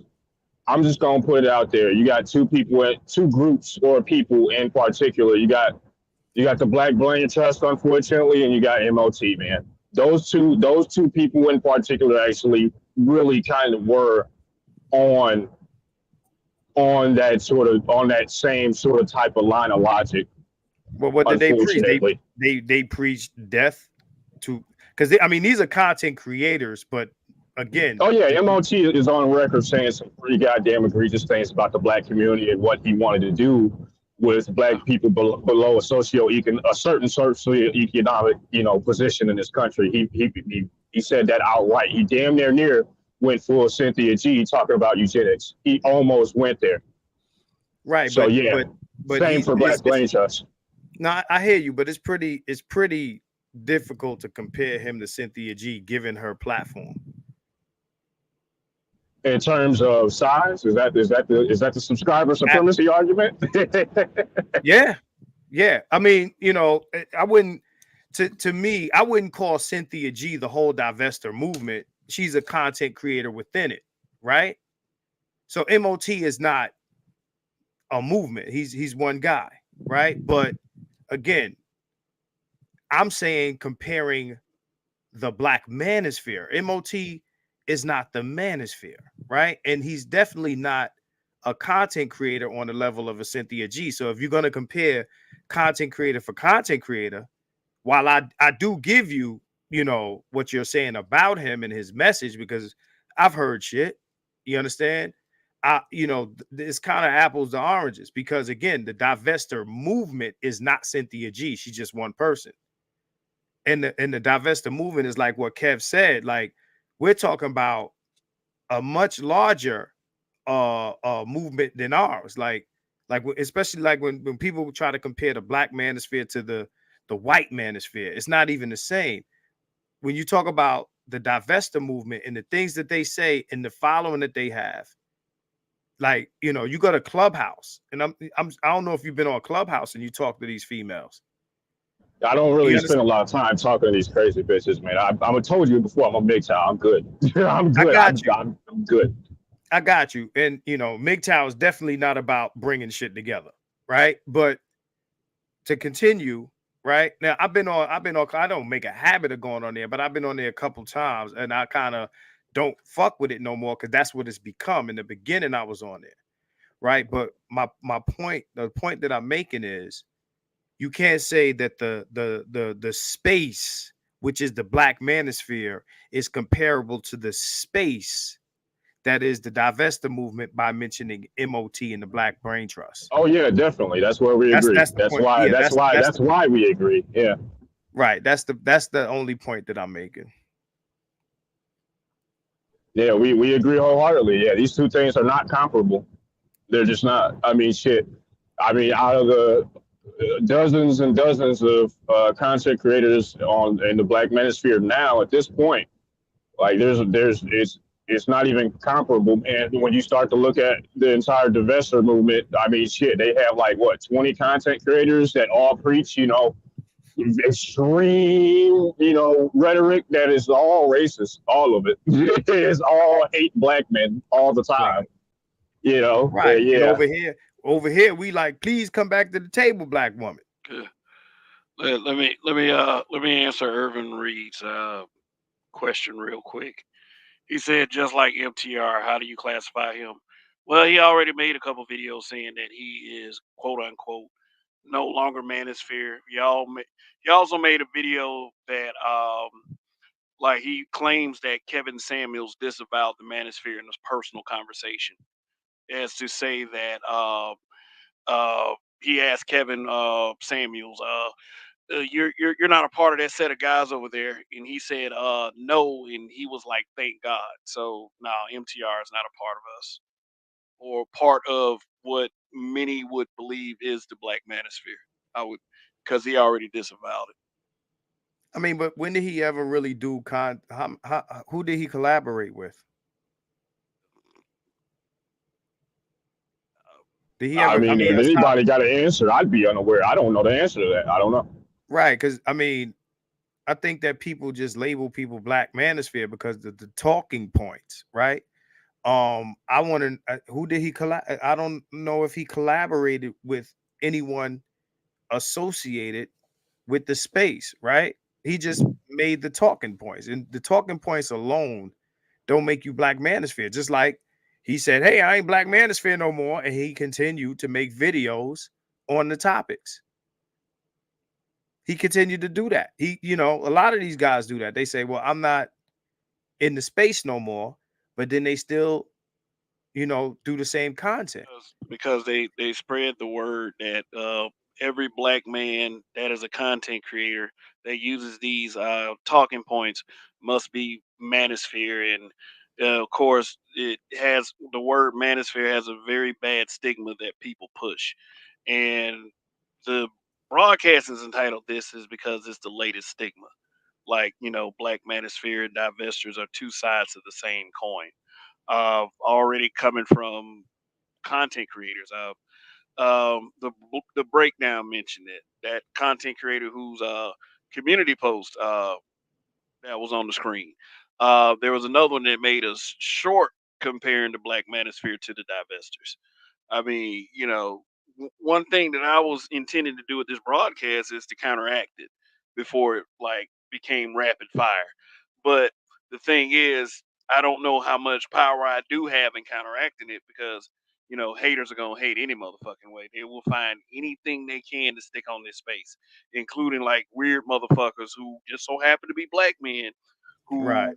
who, have YouTube channels. Like that guy EDP445 that I mentioned. They look there was a what the satanic midget tried to stick the black manosphere on that guy. So I'm just saying, if a seed is planted, I'm gonna put up whatever effort to uproot that shit. But that's just me. Nobody has to be on the same mission I'm on. I mean, we're saying that there's a lot of guys that's in this space that's on different missions, and I see what you're trying to say, Marcus. There's not a decided mission. I mean, like with that few collective of content creators that PK mentioned earlier. Um, my thing is, we're in 2023 right now. I focus on the present, whether whether or not um, people feel as if it's like I can't really speak on what the Black Manosphere is or not. I'm here. And if anybody, has a problem with that, with me pushing back every time somebody says some dumb shit, just let me know. All I ask is hit the link and give me a coherent argument. That's all I'm saying. Right. I mean, my argument is also the same. I've said it before. I said, here we are in 2023. Right. Let's pretend that I agreed with everything that was said about the past. Uh, it ain't work. So why are we still doing it? Why are we still? But again, I don't think we are. well, some people would disagree with you. I think No, that I some mean, people would tell you that 80% of the guys here want that. And all I'm let saying me is clarify real quick. Let me clarify real quick. I'm open to the history lessons. I really am. I'm open to the history lessons. Tell me some things that I don't know because when I first started listening to YouTube back in 2008 and 2009, I didn't really concentrate on names, but there was the messages that I was concentrating on, and I noticed that there were some whispers that turned into groans that turned into voices that were dealing with this kind of content. And yeah, I enjoyed listening to it. And it wasn't so much focused on women, women, women, women, women. It was more so black men open your fucking eyes. But I can't tell you who those guys are. The messages as of late is a lot of these dudes do focus on women, women, women, women. You know what I'm saying? And I'm not saying that something is wrong with that because black man voice. Get it out. What do you think the problem is? But at the same time, educate me, educate me right, because I thought that the mission of this space when I first came here was to empower the black man's voice and assert right, the strength of the black man. right, That's what I could have very well been wrong, but as far as what the kind of shit that I'm on, I'm here to help and aid with the empowerment of the black man and the reinforcement of the black man's voice. right. Because I don't, Advocate. yes, I'm sorry. Advocacy for black men and boys, and black male empowerment doesn't happen with negotiating with black women. no, it doesn't. It does not. That's not what that is, because a lot of the shit that we're dealing with is that, right? And again, these conversations have been going on since the beginning. So that's kind of contradictory to a black male objective, right? Now you got guys who want that, and that's cool. Again, PK, nobody can stop anybody from making any content, and that's not the purpose of saying these things, right? The purpose of saying these things is that nobody get it twisted, because that's regressive. It's regressive. It's a regressive message. It defeats the purpose of assembling motherfuckers to be here. Those two ideas can't exist in the same space. They just can't. You can't, preach, forward movement for black men while trying to convince black women, to fuck with us on some black love, black nationalist shit. You can't do it. Those two Well, I just ideas. told you.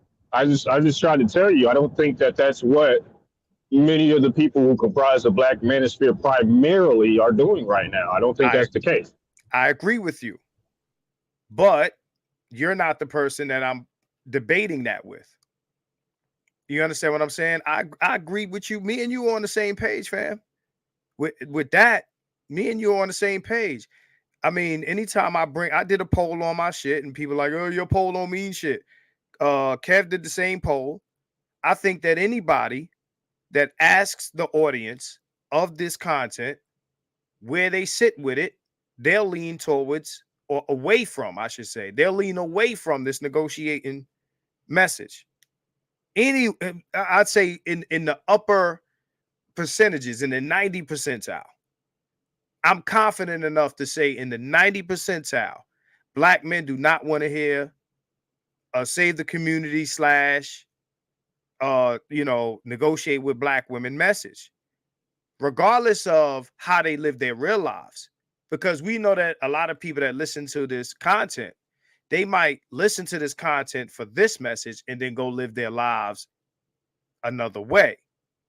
I'm not debating against that. What I'm saying is the overwhelming majority of men that come here do not come here to hear about how we need to convince these bitches to get back with us or to behave or to cooperate or none of that shit. They're not here for that. Now, if they want to go to certain content creators to hear that message, they very well can. And those content creators can continue to do that message. I'm all good with it. But don't tell me that the space is for that, because it ain't. Or that the space wants that to the tune of 80 or plus percent, because that's incorrect. It's blatantly incorrect. And the guys here will tell you that. That's all I'm saying. That's where the disagreement lies. It ain't nothing else other than that. Like, we just disagree about that, right? I don't hate nobody for their different opinion of what I'm saying. It's cool. You know what I'm saying? But I'm gonna keep saying that because I don't want motherfuckers to get the shit twisted. Because when you do that, then motherfuckers will look at the space like, oh, y'all trying to beg bitches back. Oh, nah, fuck that. That's how the space will get looked at. Because of the one guy or the two guys who want to do that, the whole space will get labeled with, you niggas are pussy begging niggas. You niggas are trying to get the bitches back. You guys are trying to negotiate with Keisha. And then I get called a negotiator, and Kev and you and everybody gets called a bitch begging nigga. Yeah, I've been called all kinds of things. I'm trying to say Keisha. I'm trying to beg Keisha. All I do is bash black women. I'm like, pick a struggle, nigga. Right. But yeah, Marcus, go ahead and finish. So when you got somebody who's saying, yo, this is what the space is about, the people outside are gonna believe you because of your name in the space. And then fuck what you say. No, I ain't trying to save these bitches. Nah, but your master, your boss said you are. Oh, your internet daddy. So PK, you do you feel me? That's the issue that I'm having. Yo, I'm doing this, them niggas are doing that, and don't make it about, yo, we are on some other shit because we in the space, but we ain't negotiating. Don't do that. Is PK there? You muted. Yeah. Give me just a second, man. I'm gonna respond in just a second. I got you. But that's my issue with it. Because when you do that, you're speaking for everybody here instead of for yourself. You understand what I'm saying? You're speaking for everybody instead of for yourself. Speak for yourself. It's cool. Yeah. I'm not mad. Go ahead, bro. Anything that I say on this channel, I claim full responsibility for it, and I don't expect anyone else to be represented by the thoughts that I put out on here on this channel. I'm not as big as some of the other content creators, but I'm just gonna go ahead and put that out there, as kind of a reference point for anyone who wants to go back in the future. Kev said that. If I say some crazy shit, that doesn't mean that it reflects the views of someone like a PK or someone like a Marcus. That's Right. all I'm saying. Also, just want to say a couple names because these names were mentioned in the chat, on this panel. K Soul and Black. Is from what I understand is one of the original 1.0 Manosphere guys. I listened to a video of his a while back, and he really despises what quote unquote this space has become. Right. Calling the space a bunch of pussies, and we didn't slay the dragon. Look like what I like to kind of call tough guy talk, and just like my thing is who's the pussy, but but that's was the kind of thing he was saying. But for anybody that listen to K Soul and Black, you guys know more about him than me. I just know the K Soul and Black I heard on that video about 3 or 4 years ago. Now, as far as y'all mentioning AM1 and Truth as I Know It. Yeah, I remember when AM1 used to hang out on the panel with O'Shea. I think he actually did an interview with O'Shea one time. But there was a central group of people that used to be on like four channels primarily. There were four panels that were mainly here before like the space kind of expanded. It was Obsidians. Like Obsidian was a weekday person from what I remember. Then that O'Shea had his rumbles that were on Sunday night. BGS had the Coliseum, and there was one more. There was one more. Nyla. Everybody who was like anybody used to hang out on those four primary panels before the space, before people really figured out how to use a hangout. And even when hangouts died, I can make this admission. I was the one that like discovered StreamYard. Like I mean not that everybody like started using it because of me, but I discovered that StreamYard was actually in existence, and then all of a sudden like everybody started using StreamYard. I mean, it was just a coincidence. It wasn't something like, oh, KFC started using StreamYard, blah blah blah. No, it was a coincidence. But it showed that yeah, it showed that the space did have the potential to expand past, just those four channels. And the same folks that, hung out on O'Shea panel, went to Obsidian panel, went to Nyla's panel, and BGS, the Coliseum is something that I rarely tuned into back in that day. I hear more about the Coliseum days now than actually being a part of the Coliseum and tuning into the Coliseum. So that's why I say things about the history lessons and people who were there before, because I can always stand to learn a thing or two. But yeah, I'm representative of what the present day is. And when I hear people say bullshit constantly, I go anywhere from troll mode to defense mode, because it's like I know what the space has the potential to become. I can see it, but I just hope it doesn't implode, in the process, because I don't know. I don't think, and I'm just going to go ahead and say this, and I think that a lot of people in the chat would agree. I don't know if black men actually know how to unite, for real, and just be under one accord. Is too much HNIC crap going on around here. Is too much envy going on around here. I mean, once one content creator makes it past what another content creator has done, like some content creator can come in here, be here 2 years, and do better than a person that's been here 5, 6 years, and the shit just will cave in on itself. And like that like really, there's no need for that.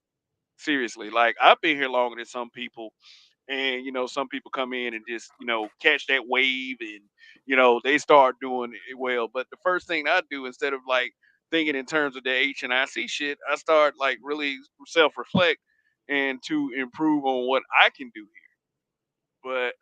But as far as black man unity, I can pretty much say that in 2023 I'm bit disappointed.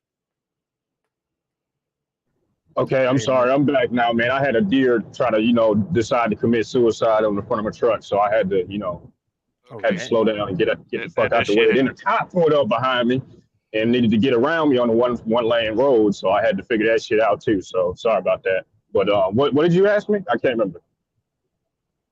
Who is that? I Me was, or Marcus, you were asking me something.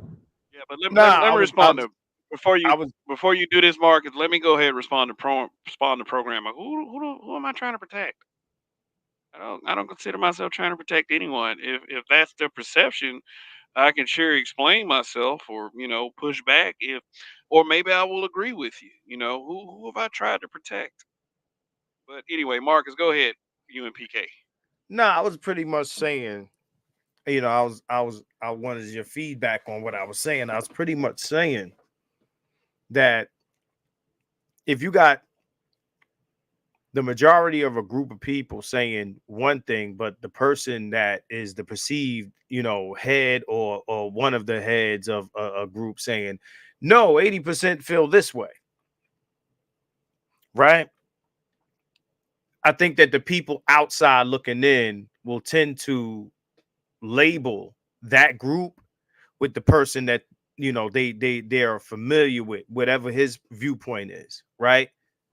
So if I don't know, if the leader of a group says I like oranges, and most of the guys are saying no, matter of fact, pardon me, I like oranges, so whatever I like, all these niggas like, but all these dudes is like, no, we like apples.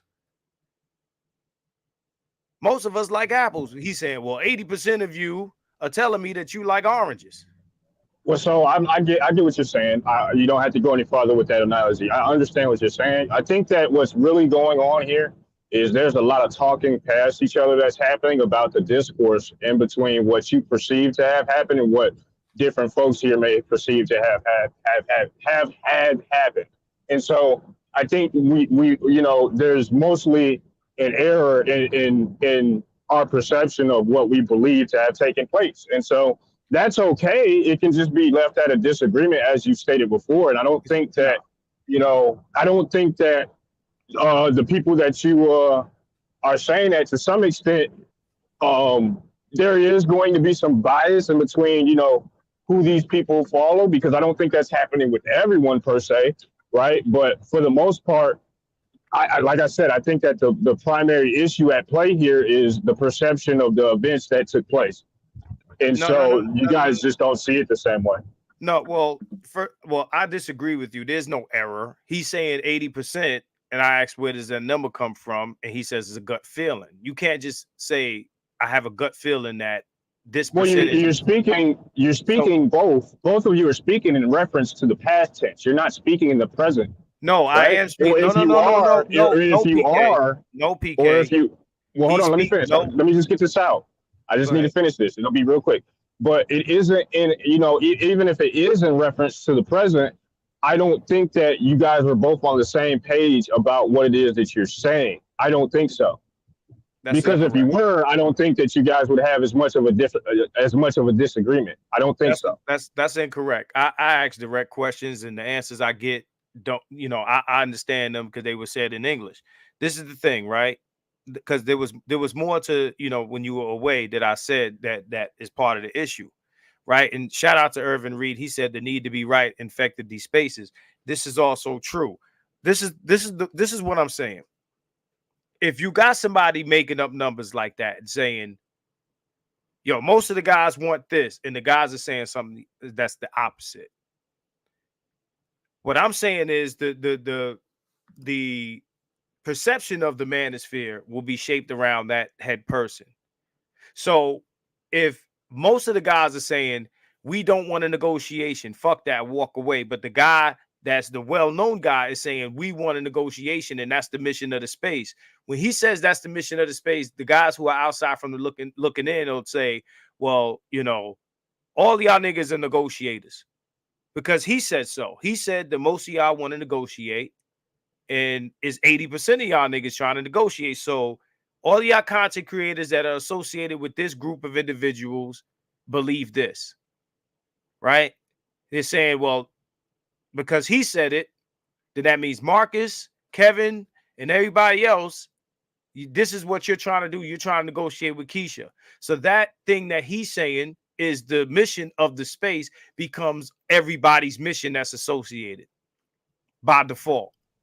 And I that's don't know. You'd have bullshit. It's to. hold I on. This wasn't. is let me just finish. Let me just finish and then you could jump in. That's not me missing. See, what I can't stand, right? Sometimes, and again, no shade to you, is that motherfuckers get told, oh, there's something you misunderstand. No, I understand 1,000% what's being said to me, and the things that I'm saying or asking, I understand what's being responded to me. It's just bullshit. It's just bullshit. To say that I don't understand or I'm lost or there's some sort of miscommunication is an insult to my intelligence to a degree, because I know when somebody's double speaking and I know when somebody's just, yo, you saying, well, 80%. Well, what is that based on? If it's based on how you feel, I go out and I do a poll, motherfuckers shut that down, but then tell me that their gut feeling gave them a number. That ain't confusion. That's a nigga bullshit. It is. But go ahead, bro. I'm sorry. Well, goddamn, man, why you attacking me? I'm just saying. What Nah, man. the fuck, man? Like, goddamn. Nah, Oh man. nah, But man. listen, I mean, I'm just saying, man. Nah, man. Nah, man. Stop. well, I mean, I don't know. So I can't, like I said, I can't really speak to everything that was involved in that conversation because I wasn't there for the whole conversation, at least not the second one. So I don't know. I don't know everything that took place because, I'm busy with life. I work a lot. I got other shit going on and just whatever's happening on YouTube. Not to be rude, I'm just being honest. Of course. So you got Paul. I didn't say anything. Yeah, I don't think, did I? Nah. But anyway, so I mean, the truth is, man, I think that, like I said, I from what I saw, at least the questions that were levied to him, it didn't seem, at least because we're speaking primarily about the conversation between you and BGS and the SBA discussion. You're just not naming his name. But I'm pretty transparent, and I like to be concise. If that's what we're talking about, that's what we're talking about. So in that discussion, I'm not really sure if, because like I said, I wasn't there for the beginning. And obviously I wasn't there for anything that happened after I left the panel because I had to go. I had shit to do. But there was more than from one what I could tell, there's more than one discussion. The discussion didn't end in there. We also had a discussion on Dr. Thunder, and like the discussion continued a couple other places. Again, I'm not on you to like you supposed to keep up with this stupid shit. I'm just saying. I'm just putting you on.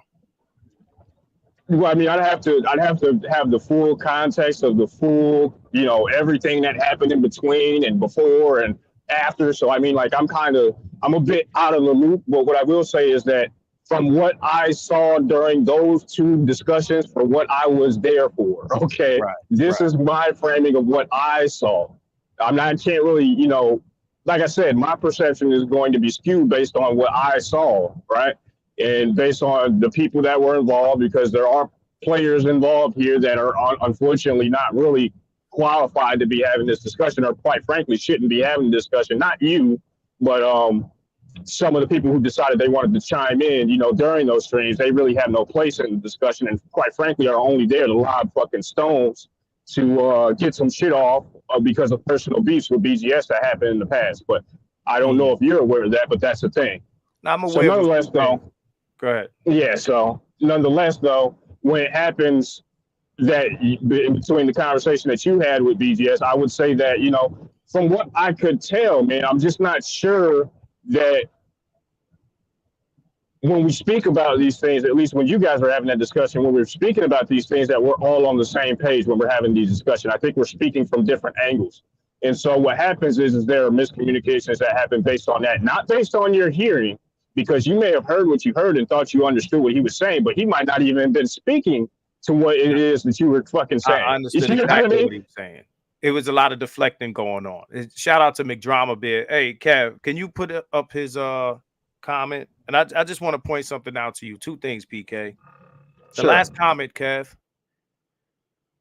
So he says, I think Marcus is talking especially the Black Manosphere on YouTube, and I think B just talking about black men in general. Now, see, this is where the deflection takes place, where you're in a conversation with somebody, and if I say the mission of the space, and then that person responds, well, most black men, again, most black men are not the space. So there's a moving of the goalpost that is taking place there, and I'm way too sharp for that bullshit, right? If I say to you the space's mission, or the space this, or the black manosphere, this and that, I'm being very specific. So for somebody to make an argument in response to that, where they say, well, most black men this and most black men that, they are deflecting. They are moving the fucking goalpost. Well, I think Because that is its own true statement in an isolated vacuum. no, it's what happened. And another thing No, no, no, is, no. I'm not saying it isn't. I'm just saying that is a truism in a vacuum. That is true. But if you were asking a pointed question about is the mission of the space this currently, then yeah, I think that if he moved on that or deflected, then yes, then you got to kind of call that out, right? But I asked him about the current desire. Like, we were talking about the percentage of the men in the space in 2023 that wanted this negotiation message. And he says that in 2023, 80% of the guys in the space want that. Now, you earlier in this stream that we're on right now, you disagreed that most of the guys in this space want to negotiate with black women. BGS disagrees with you. I think there are some, but not many. There are some though. Yeah, I understand. I don't deny that. That's why. But he said 80% want it. That's not some on his part. That's most. Damn near all. 80%. Yeah, I would say 80% back in 2015, 16. Yeah, definitely. 100%. I'd agree to that, but not today. No. But that's what he said, is what I'm saying. I'm saying he said that. And if anybody says that I misunderstood, I can go get the clip, because that's what I've been doing lately, is when somebody either tells me I'm lost or my head is in the clouds, and I'm not saying this is you, but I misunderstood, or that I'm intellectually incapable of like, again, an insult to my intelligence. I can go get the clip and play it for niggas, because it was said on my shit, and I ain't delete my shit. It's my shit, and it's there. So, YouTube has special, technology where I can just take a piece of some shit and put it somewhere. For anybody that say, Marcus, you're putting words in his mouth, I can go get the shit and clip it and put it on a short or a clip or send a link or whatever. I can do this anytime I'm ready. The reason why I ask certain questions when people are on my shit is so when they answer, their answer is on record. I'm not misunderstanding anything. I hear what you're saying. What he's saying is what I said he said. He said in 2023, 80% of the guys in this space, want to negotiate with black women in this space. Not most black men, because most black men don't give a fuck about the manosphere. What I'm saying is, he said 80% of the men here today want a negotiation. I can prove it if anybody thinks I'm lying. That's all I'm saying. I'll trust you, but I'd have to. I trust you, but I need to verify that. So I'm not attacking you. Okay, okay. I'm not attacking you, man. I'm not attacking you. I'm just saying that's what it is. So when you do that, you lump everybody in with that your mission. You lump everybody in, and then motherfuckers who look at the manosphere, they see you and they believe you. So fuck keeping 100. Fuck black men being brutally honest. Fuck all the other content creators that are on that mission of saving Keisha. So now I got to make videos. No, I'm not on that. Y'all niggas want him. Y'all issues with him. That's his message. He's saying it's the message of the space. I'm in the space. You understand what I'm saying? I'm in the space. So do you understand how that's a problem? Yeah, if he's trying to pin you, with something that you're not in favor of, then I mean, then no, he's then trying that to isn't. he's trying to pin the space. He's saying 80%. He's saying today, not I ain't misunderstand him. He ain't talking about 19 or whatever, 2013 or 15. No, he's saying 2023. That's why when I did the poll, they're like, well, that poll don't mean nothing. That poll, the poll that I did a few days ago, Kev knows what I'm talking about because he posted the same poll on his page. I told BGS, post a poll. Ask your audience where they sit at. It's easy to say what niggas want. No, ask them. Ask them. They'll tell you. I don't give a fuck if they full of shit. I don't care if they on here talking about we don't want to negotiate with these bitches and then they go kiss a bitch feet when they go. I don't give a fuck. What they say here is important. And if you get an 80% poll saying, yo, we want to negotiate, I'll pack my bags and get the fuck out of here. I'll make videos about cats, bro. Hey man, cats are pretty cool. But listen, sure. but listen, man. I figure it like this. I figure it like this, man. Obviously, we, to some extent, we're not all going to agree on what it is that we want to do as a group. Because I said this a long time ago, and people actually started to pick up on it that actually is the case. Black people are not a monolith, and especially not the Black manosphere. If you expect us all to agree 100% of the time, you're drunk. It's not gonna happen. Right, but it's also. But I mean, deal with these. I'm sorry to cut you off, bro. Nah, that's all good. I mean, if you have a mission for your channel, much as the same way that Black Men Been Brutally Honest, Kev just said, you gotta stick to what it is that your audience wants, right? I mean, that doesn't necessarily have to align with what it is that BGS, but if that's what he believes the space wants, right? So you have to make that determination for yourself. That isn't up to him. You got your own channel, he has his, right? I mean, there's some overlap there, but at the end of the day, like I said, the Black Manosphere is mostly about advocacy, awareness, and agency. And so if you want to do some shit with your motherfucking channel, I mean, he can disagree. And much in the same way that you can disagree with his shit. Y'all both in space. I mean, shit, it is what it is. But that, again, that's not the issue. Just try not to fucking take each other's heads off. You know what I mean? Nah, listen, I'm not trying to do that. But just imagine, right? If for some reason my page goes up to like 100,000, like let's say in 6 months I go to 100,000 followers, and all of a sudden I say, okay, the great Keep It 100 says that the space is about white women, right? Like, fuck the black woman. We all want white women. This is what the space is about. This is our mission, right? Where the white women's at? Where the white women's at, right? So, I done been brought to Fox News and this place and this place and this place. And I say, well, the objective of the Black Manosphere is for us all to date white women. Now, once I say that, now BGS is a white woman chaser, and Kev and PK and everybody in this space. If you in the Manosphere? Oh, you want a white woman. And you like, what are you talking about? That's not the mission of the space. My channel isn't about that. Nah, Keep It 100. He's your leader, and he says you want a white woman. And 80% of y'all motherfuckers want white women.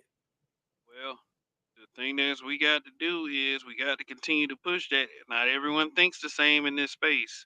I don't need them to. I get what you're saying, that right. Some guys are seen as the space.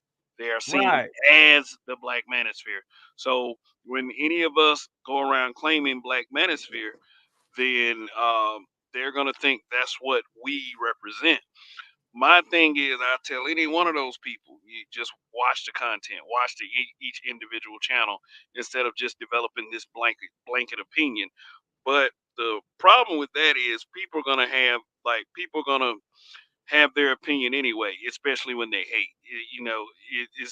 Is for some reason this has been a thing that has been running rampant. So I also understand that you can't explain things enough to people. My thing is, if people would say, look, man, the Black Manosphere is not a monolith. we would get way further. I think that we have collectively, we have some of the same goals. Like you say, overlap. I think that there's overlap in what we're here for. You know, I think that most of us are here for some sort of positive outcomes for Black men, right? Regardless of our approach, our strategy, and what we say on these videos, I would like to think, let me say it like that most of us are here for some sort of positive outcomes for Black men. Would you agree with that? And that's why like these small disagreements, they're not. I would for the most part, yeah. Right. You know, this is not a big deal if that's what the goal is. It's just that I feel like some ideas and strategies are a bit regressive. And I think that even though the person that might be pushing these goals might be well intentioned, right? The strategy is just a bad strategy to you know, to put Well, on the some group. ideas are better than others. It's a part of the reason why MGTOW won out in the end when it comes to a lot of these discussions. You know, Right. it is what it is, right? Some ideas are better than others. I mean, you don't know until you start to see some of what the outcomes of what these things are going to be. For some people, that's what it takes. They got to see the outcomes. Now, do I think that everybody With needs to see the outcomes? No, some people right, have better foresight than others, right? right, So it kind of is, you're going to have to, like, not you, but just in general, like many right, of the right. listeners and many of the people, you know, one thing that we all need to understand is that, you know, sometimes we don't have the best ideas. Sometimes, you know, we're going to be wrong. And that, you know, essentially we all need to stay humble, man. You know, the world will teach you that. The But world will teach you that real quick. but we're 10 years into the negotiate strategy.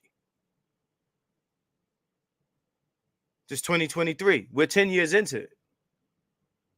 And the I outcome don't know. I is, don't negotiate with terrorists, bro. I don't do that. now I feel you, but I'm not speaking on you. I'm saying, like you said, well, sometimes time needs to pass so we can see what the outcomes is. We're 10 years into the future of the negotiating table.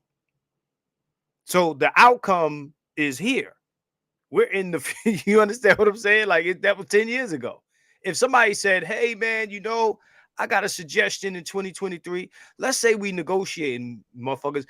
You know, the guys that you're talking about that sat in the circle, they probably thought it was a good idea. Like somebody thought it was a good idea to freebase cocaine once upon a time. You know what I'm saying? And then it's like, oh shit, what the fuck happened? You know, and I'm saying, like, here we are 10 years later with the strung out motherfuckers. Like, you know, we thought this was just a fun drug to use and we was just gonna get high and get some pussy. But here we are 10 years later of the negotiating table idea, right? Where the three horsemen got together and came up with the idea of negotiating, and 10 years later, here we are. I think it's about time to abandon that ship. That's all I'm saying.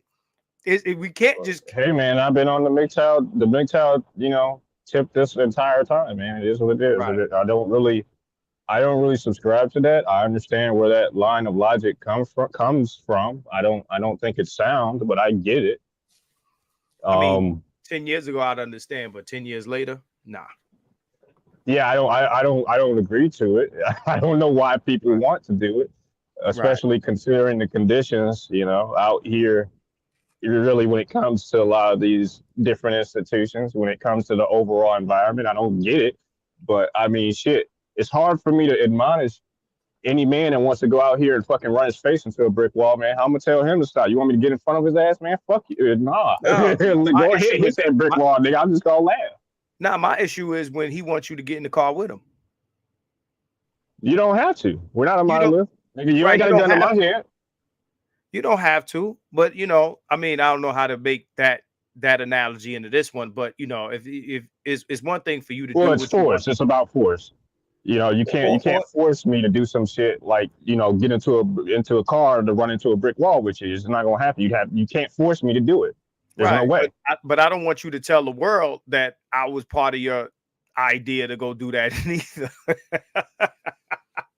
Like, hey, this was This was what we were supposed to do. This is our mission, is to drive into brick walls. Like if you down with this set right here, this is what we do. We drive into brick walls. I don't know. I don't think that's a good idea, bro. Nah, but this is what this is. This is the mission. This is to drive into brick walls. And again, everybody can do their Well, it's content. different. It's different. It's different. It's like saying that niggas like to used to drive into brick walls, but we don't do that no more because we learned that shit sucks. You probably shouldn't drive into brick walls, right? So Right. Right. I think acknowledging the history is kind of how you get to a better place collectively, and individually, because I mean you can't really escape the history. It is what it is. Either it's there or it's not, right? So I Right. acknowledge it and then move the fuck on. This is what I'm gonna do. I heard that brick wall sucks, bro. I'm not hitting that. I'm not going. Right. So Irvin that's Reed kind of how I says, see it. Irvin Reed says we're gonna be lumped regardless. That said, where do we go from here? Because truth be told, passport bros seem to be the direction the space is gonna evolve into. Now, see, this is the issue. Now, let me start off with the first sentence.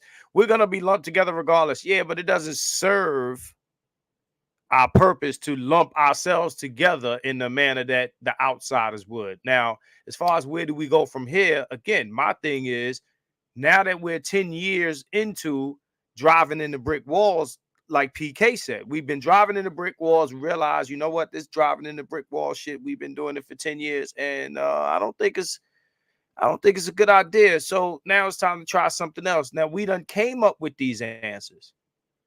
Whether it be passport bros, whether it be SYSBM, all these different philosophies have evolved since then. But fuck those. Let's continue to drive into brick walls. You know what I'm saying? So that's all I'm gonna say. Shout out to BGS Sidmore. He's in the building. But that's all I'm saying. Like, you can't to keep doing the same thing for a different result is insanity. And I wouldn't want to be part of insanity. I'm not insane. I don't think that most of the men here are either. And I just think that there's a time to abandon a certain strategy because the outcome never came. I mean, they're not negotiating; they're making more demands, right? We're not in an environment that we can change or that we can coerce the women, to cooperate with us. The white men can do that. We can't do that. That's not something that's within our power to do. And the only other thing is to wait for the white man to do it, which the white man created the situation. Why would he change it? Right? So That's another can of worms, though. That is something that warrants more discussion because, well, not more, but because it's already been discussed. But right. The thing is that there is overlap in between what the white manosphere does and what we do as well, because ultimately the white man would actually change it because his women are not in shape, right? And they have issues as well. So, I mean, anyone that says otherwise is lying to you. Well, there are things that. No, go ahead, bro. So this idea that women collectively won't adjust to the environments that they're placed in when it shifts, that's ludicrous. Of course, women change with the environment, right? I mean, I think that's something that BGS would agree with, and I think hopefully you would agree with as well. I'm not debating that. So I mean, like, if we think that for a second here that the conditions wouldn't change if the white man decided to change things, no, of course they would change. They would. An if, though. For us as well. Not necessarily to the same extent, because obviously when they're sick, we got the flu and shit. But I mean, ultimately, there is something to be said about the things that they do that will impact us. Always has been, always will be, as long as we live in this nation. Unless you're on something different and you decide to leave this nation, right? So that kind of is the case. Yeah, but just let me point a couple things out. Number one, you said, women change with the environment. I've never debated against that. I think that we all do to a certain extent. I think that, to say that, women change with the environment and I'm not saying you're saying it, but I've often heard that as a counter to what I'm saying. And I've never said that they don't. What I'm saying is that we would have to count on another group of men to change the environment and hope that they want to, because remember the political setup in this country. And I'm talking about in terms of the female voting bloc, whether you want to talk about Republicans or Democrats. Okay. So white women are the larger voting bloc in this country. That's just what the fuck it is. Right. So anything that you would want to affect or whatever has, they're that thing. So as long as we remain a democracy, you know what I'm saying? That's just what it's going to be. And if any elected official go up in there and they do something that these women oppose to, they're going to vote.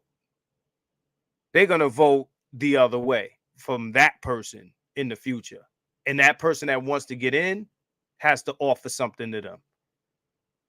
All right. So that's what I'm saying. Absolutely, women change with the environment, but we don't control the environment. If we control the environment, then we'd be having a different conversation. But we don't. We have to be on the mercy of another group of men who aren't necessarily changing shit to our benefit.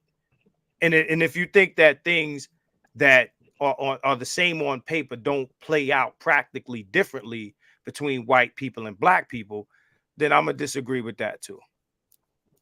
I think that's a fair statement to make. I think there's some truth to that, but not entirely, not holistically. I mean, No, because not some of the same entirely. things that, yeah. So I mean, like when you start to look at things holistically in terms of impact and disparate impacts. For instance, I know that BGS likes to use the Monahan report for reference.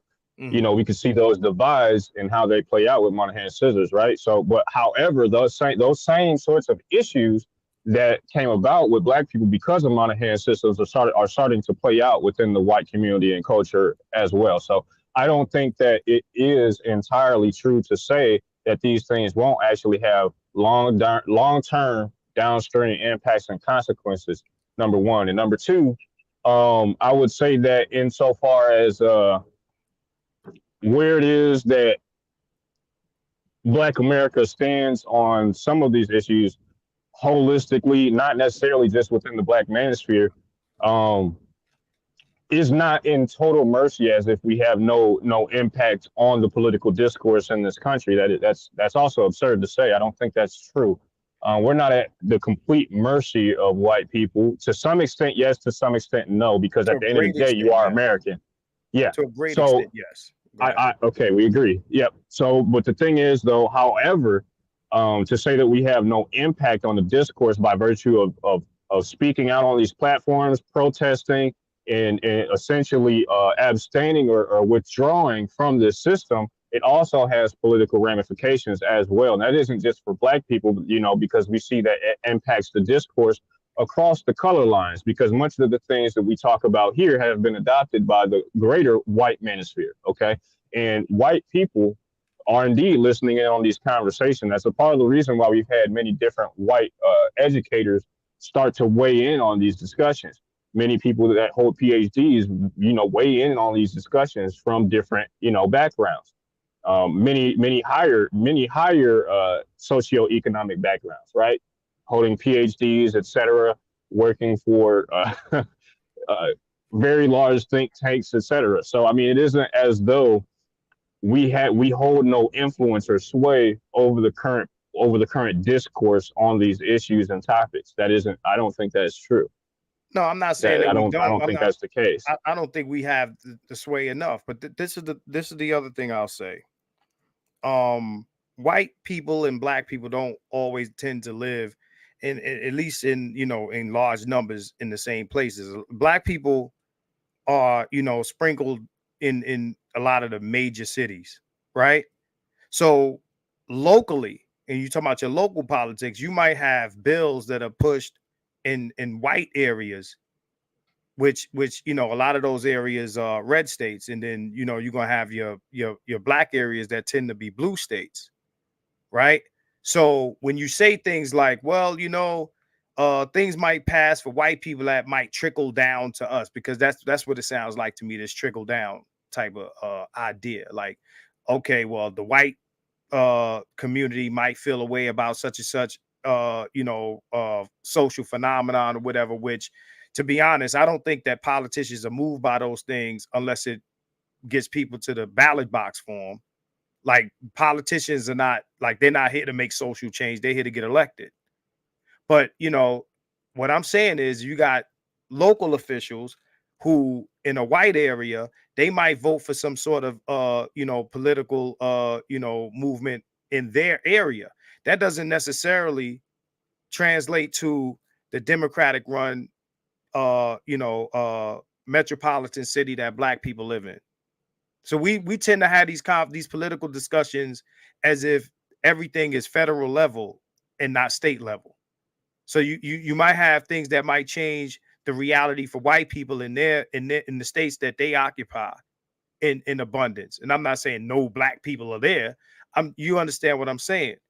Black people, you tend to live in the cities that are blue, Democratic, right? So they're not gonna, you know, those states will remain the same. If let's say, you know, the whole Roe v. Wade reversal, right?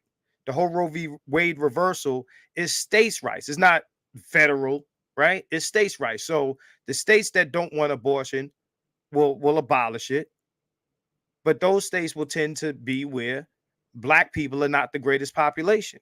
Those will tend to be red states. Blue states ain't New York and California, these places where black people live, they're not abolishing abortion. They're not going to do it.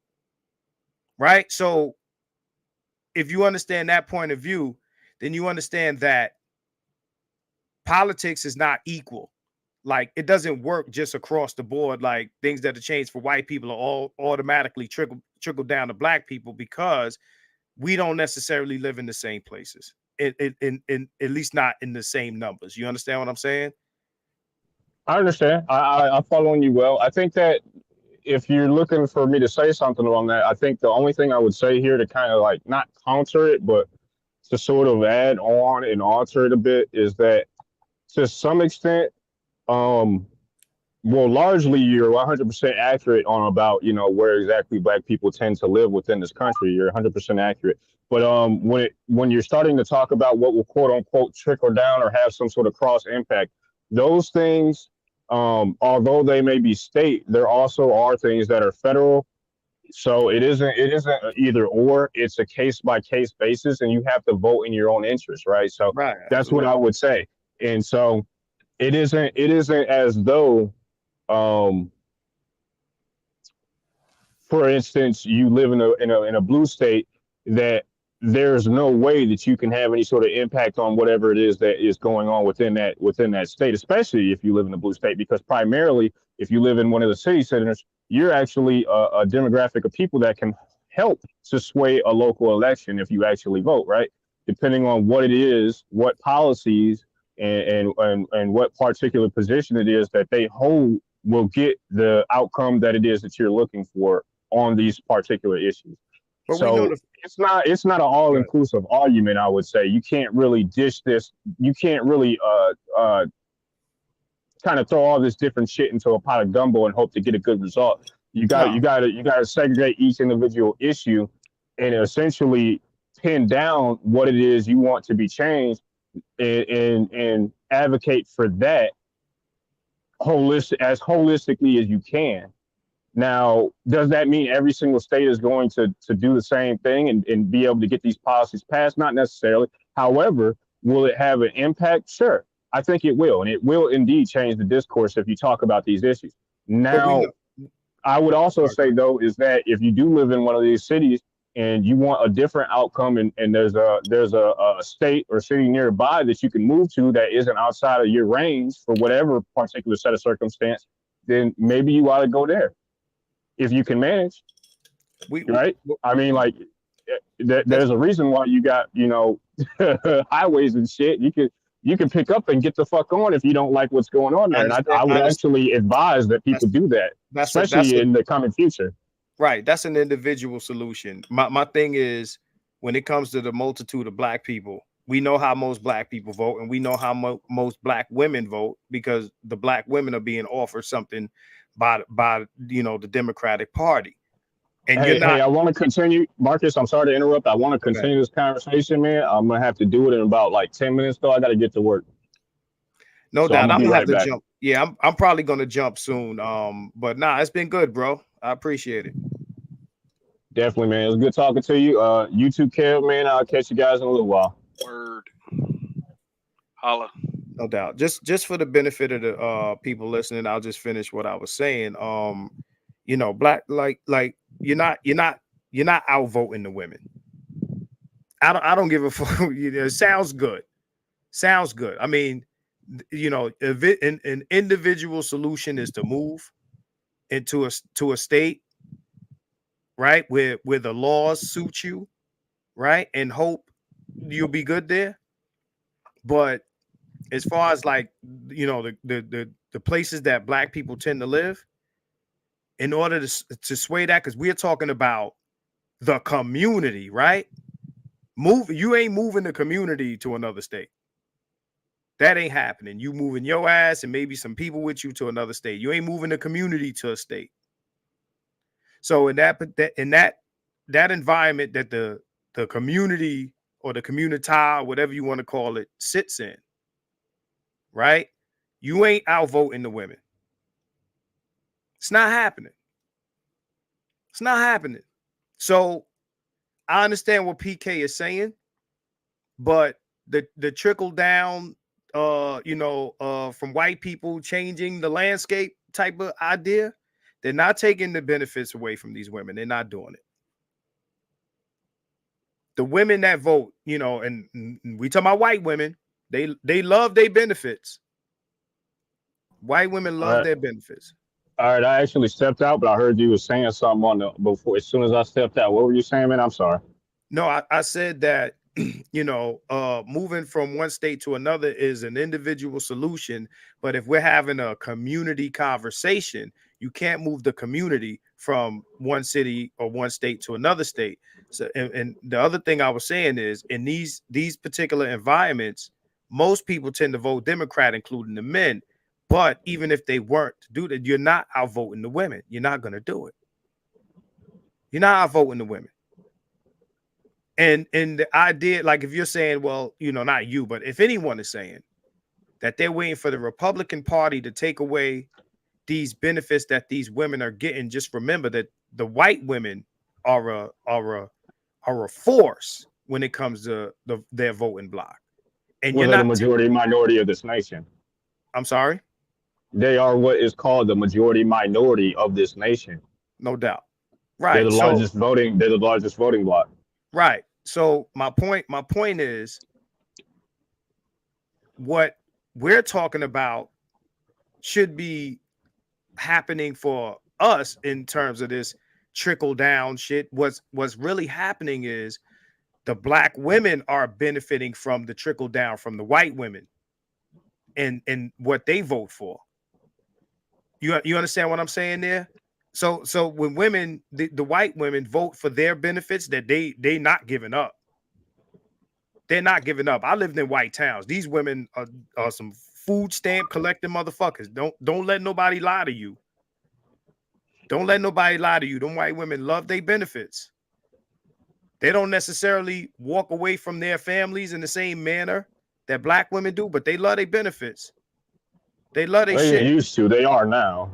Not they used to not walk away, but they are now. At least in lower socioeconomic rungs, they definitely are.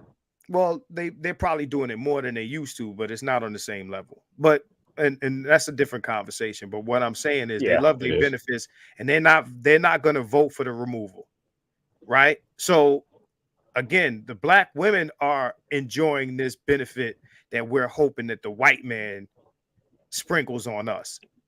The white women who vote for these entitlements, the black women are benefiting from that. That is a hard thing to compete with. Well, I think that, so a miscalculation that you may be having politically is that you believe that I don't know if you believe this, but it sounds to me like that you believe that they only based on whatever particular way white women will vote is the policies they'll put forward, and that's the only consideration that they have. I'm not so sure that's the case. No, I'm not saying that. What I'm saying is, how many? Go ahead. I was going to ask you how many Republican candidates, and I'm not talking about federal, I'm talking about local, run on the ticket of, yo, we gonna pull all this shit from you. We're gonna pull all these safety net programs, and then Well, the I women. don't know. I Right. don't know that for the most part, almost any of them run on a ticket of taking shit away, even though sometimes they do. Right. I mean, not on a local ticket. Right. Because Yeah, that's what we talking about right now. that I'm isn't sorry. something that you normally come across in the discourse. However, sometimes it does happen. So Right. it's rare, but sometimes it does happen. But you got to understand the dynamic nature of local elections is not quite the same as when you're talking about, you know, your state representatives and all that. You know what I'm saying? Whoever you're sending your Congress and your federal representatives, that's different, right? I I mean, mean, you're talking about two different landscapes because what you have inside of a local community is going to be inherently different, you know, based on socioeconomic outlook, et cetera, et cetera. It changes from area to area. I understand that, but in the majority, if we can talk about the macro, it doesn't happen. Even Trump couldn't take away Obamacare. Once them white people found out that the affordable health care that they had was the same Obamacare that they was talking shit about, because they probably thought that Obamacare was free health care for niggas. They were like, hold on, nope, we want this. And they, he couldn't take that shit away. They was loving the idea Well, that he effectively neutered it, but I mean, he, for all intents and purposes, did take it away. I mean, he didn't do it in the way that he wanted to, but he did gut it. So effectively, yeah. I mean, because the biggest issue with the Obamacare, at least as far as I understand it, was that it was mostly about the individual mandate and also the tax penalties associated with it and how it essentially right. robbed the middle class.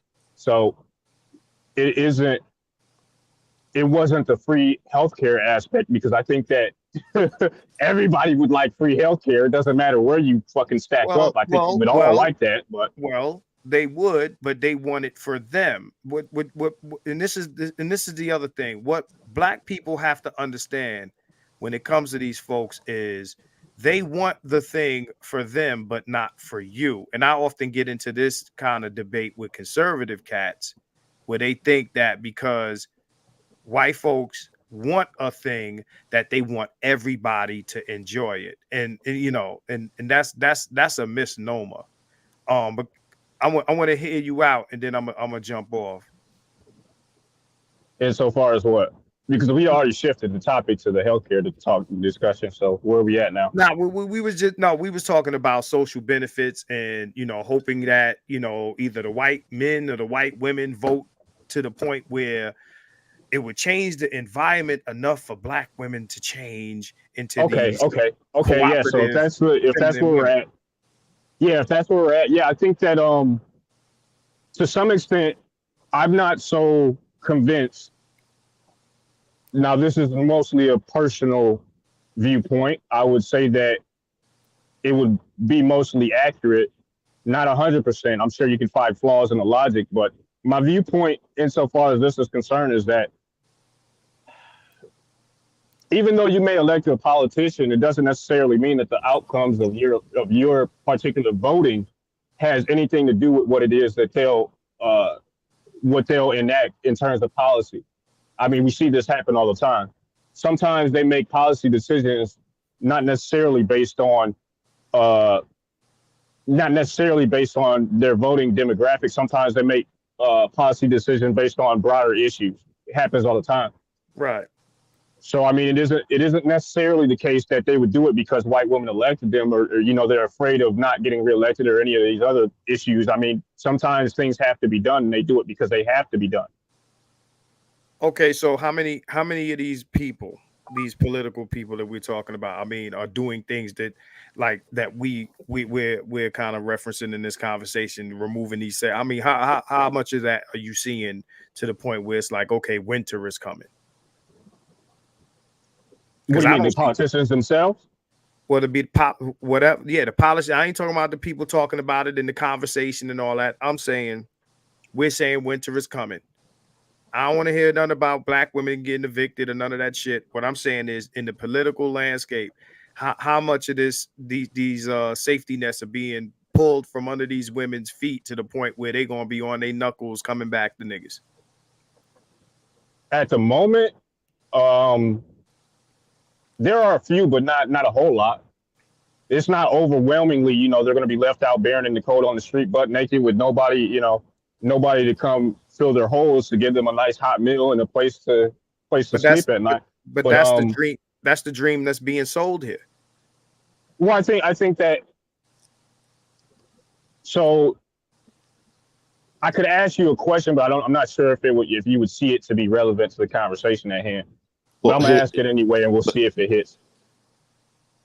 Go ahead. I see you want to jump in. Go ahead. I'll wait. What Marcus is talking about is state to state, right? So that's totally different from the federal platform. So I mean, if you're going to look at it that way, then you would literally have to look at each state's policies and actually look at their financial statements to see what's going on in each state. But as a whole, the American way of things is actually on a decline fiscally. It just is overall. So they're going to have to pull things for the most part, and they are pulling things. Like a lot of people don't realize that we are going to be going backwards in terms of lifestyle. Most people don't realize it, but they're already changing it because they have to, because it's unsustainable. It's fiscally unsustainable. Just looking at healthcare overall, it's ridiculous. But this is why they sending money overseas. Now let me ask you, bro. Let's go with your premise, right? Mhm. What do you think will go first?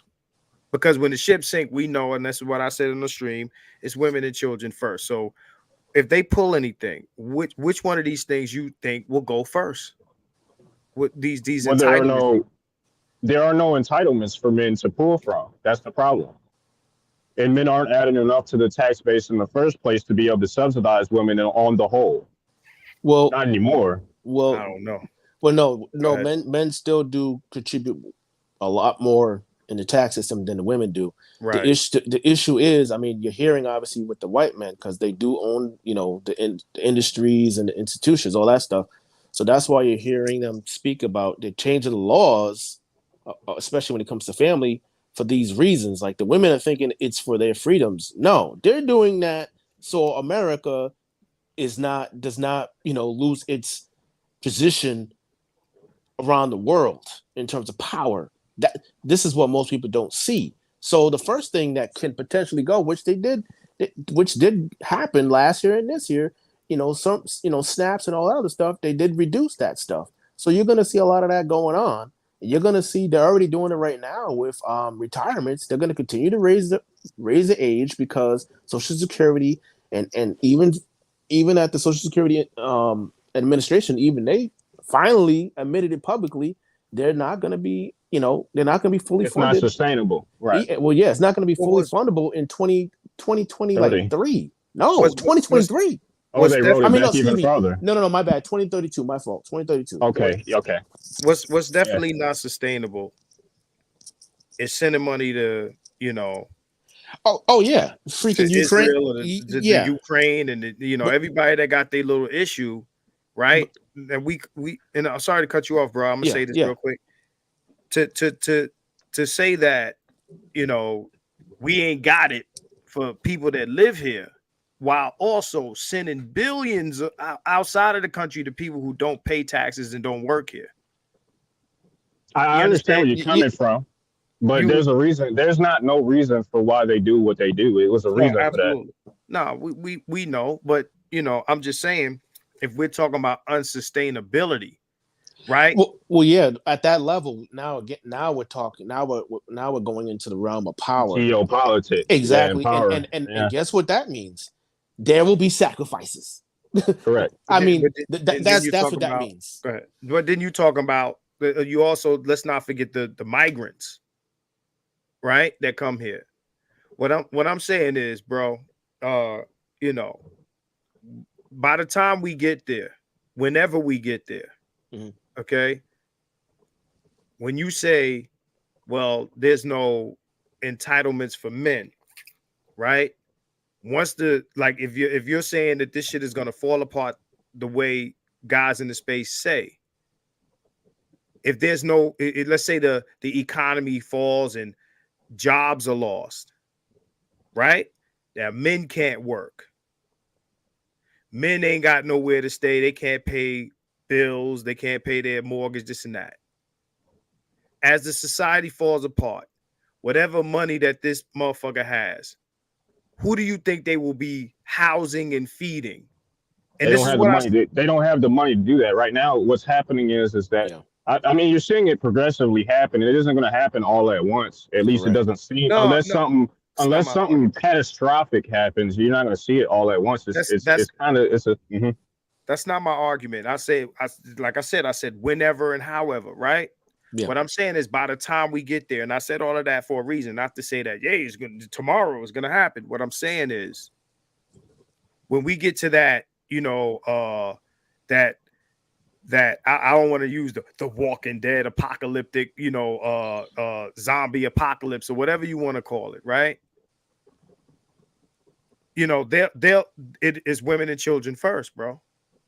Right. So I hear winter, you, but I let mean, me just make this point. The winter that motherfuckers are praying for to get the cooperation of their women is not something you want. Now, whether this again, if this happens and it has nothing to do with this conversation, just like the Equalizer says, it's just the inevitable decline of the country. Why the fuck would men want to egg this on so that because we don't have anything to do with it. It's not our concern or problem or fault. You don't understand the point that I'm making. Oh, I don't. Here, help fill me in. I'm sorry. I think what he's saying is that, well, if it's all gonna fall, you're gonna fall with it. Thank so why you. would you I want understand it? That's what Marcus is saying. But that doesn't really matter if you don't have any culpability. Like you're not. How are you? You want to stand in the rubble and rejoice that you won because now your bitches is crawling back to you, but you're in the shit with them. And that is the most crazy, insane thing. That is, it's not about how or it will take place. It's like you're saying, yo, none of these bitches in this club will dance with me, so I hope somebody burns it down and we all die. I mean, what is your point? Somebody else burned it, but I hope somebody burns this club down with me in it, and we all die. So in my death, I can be happy that bitch died in the club because she wouldn't dance with me. Well, I don't think that's the point of it, but I understand where you're coming from, at least so far as that's concerned. Is. The guys are saying winter's coming, ha ha ha ha, nigga, you in winter. Well, I guess I think you misunderstand the disparate impact and how it affects men versus how it affects women. You see, you got to understand the nature of what it is that we do in this country in terms of male versus female, as well as what it is that we saw a part of this happen when COVID struck and what jobs were needed and versus what jobs were not. You got to understand, that's just one. That's just one. I know that's just one facet of what it is you're speaking to. However, I mean, like if you're saying that, there are groups of men who are intent on letting the shit burn down because to spite women, I mean, I don't think that's the primary issue there. I mean, like it's going to happen either way, so it doesn't really matter, but I get you. I get that, but why would you, someone who is going to be in the fire, why would you be saying, yes, burn it down with me in it? If you don't live in the community and you saying let the community burn, I'm over here in the burbs, then fuck the community. I'm not there. I left. If you're saying let America burn because you're a passport bro and you're gonna go to Brazil or one of these other countries, that's cool too. But the niggas that's saying this shit is also saying, well, I can't afford to be a passport bro, so you're gonna burn in the fire. You think that the winter or the fire that's coming is not going to burn? I know, no, that's not why. There's a whole host of reasons why they feel that way. It isn't limited to just that one particular reason. That is one of the reasons, but that's not the only reason. I think that you think of it as a dichotomy where it's one, or you No, know, you're worried about not getting burned and you we're just want to having see these women burn. It's we're not. It's having not. I don't two. think it's No, about that. we're having two separate conversations. I'm not Yeah. talking about the inevitability of the decline of America. He's I'm talking about. saying I'm Yes. talking about, and I think Equalizer, you understand where I'm coming Yeah. from? I'm talking about the guys who are like, you know, praying for winter, for the cooperation of women. When winter comes, what the fuck does it even mean at that point? It is, you understand what I'm saying? Like, Yeah. if the country is going to fall apart, the woman's cooperation that you're hoping that you get from the decline of the country, you won't even be able to enjoy the shit. You won't have the $40 to get a bitch. You're in the fire, right? So if you know, you're like, I hope this shit burned down so these bitches crawl to us and pray that we save them. Nigga, you're gonna die too, right? So it's not about what you're talking about, and I understand what you're talking about, but I'm making a different point. If the purpose of the decline of the country is to get your bitches in line, then it's a moot point. It's a moot I don't point. know. And I don't why know. I doesn't kind of why see. nobody get, why does nobody get that? I Why don't know because I nobody? don't see it. I don't think. I don't think I see it that way. I'm the reason being is because I Okay, can. man. I'll tell you why. I'll tell you why. I'll tell you why. Because this is the truth of the matter. If we can already agree that the environment dictates how women will behave, we I know agree. that in the event that if shit goes left, that Who's that? women will act different. That was Equalizer, I think.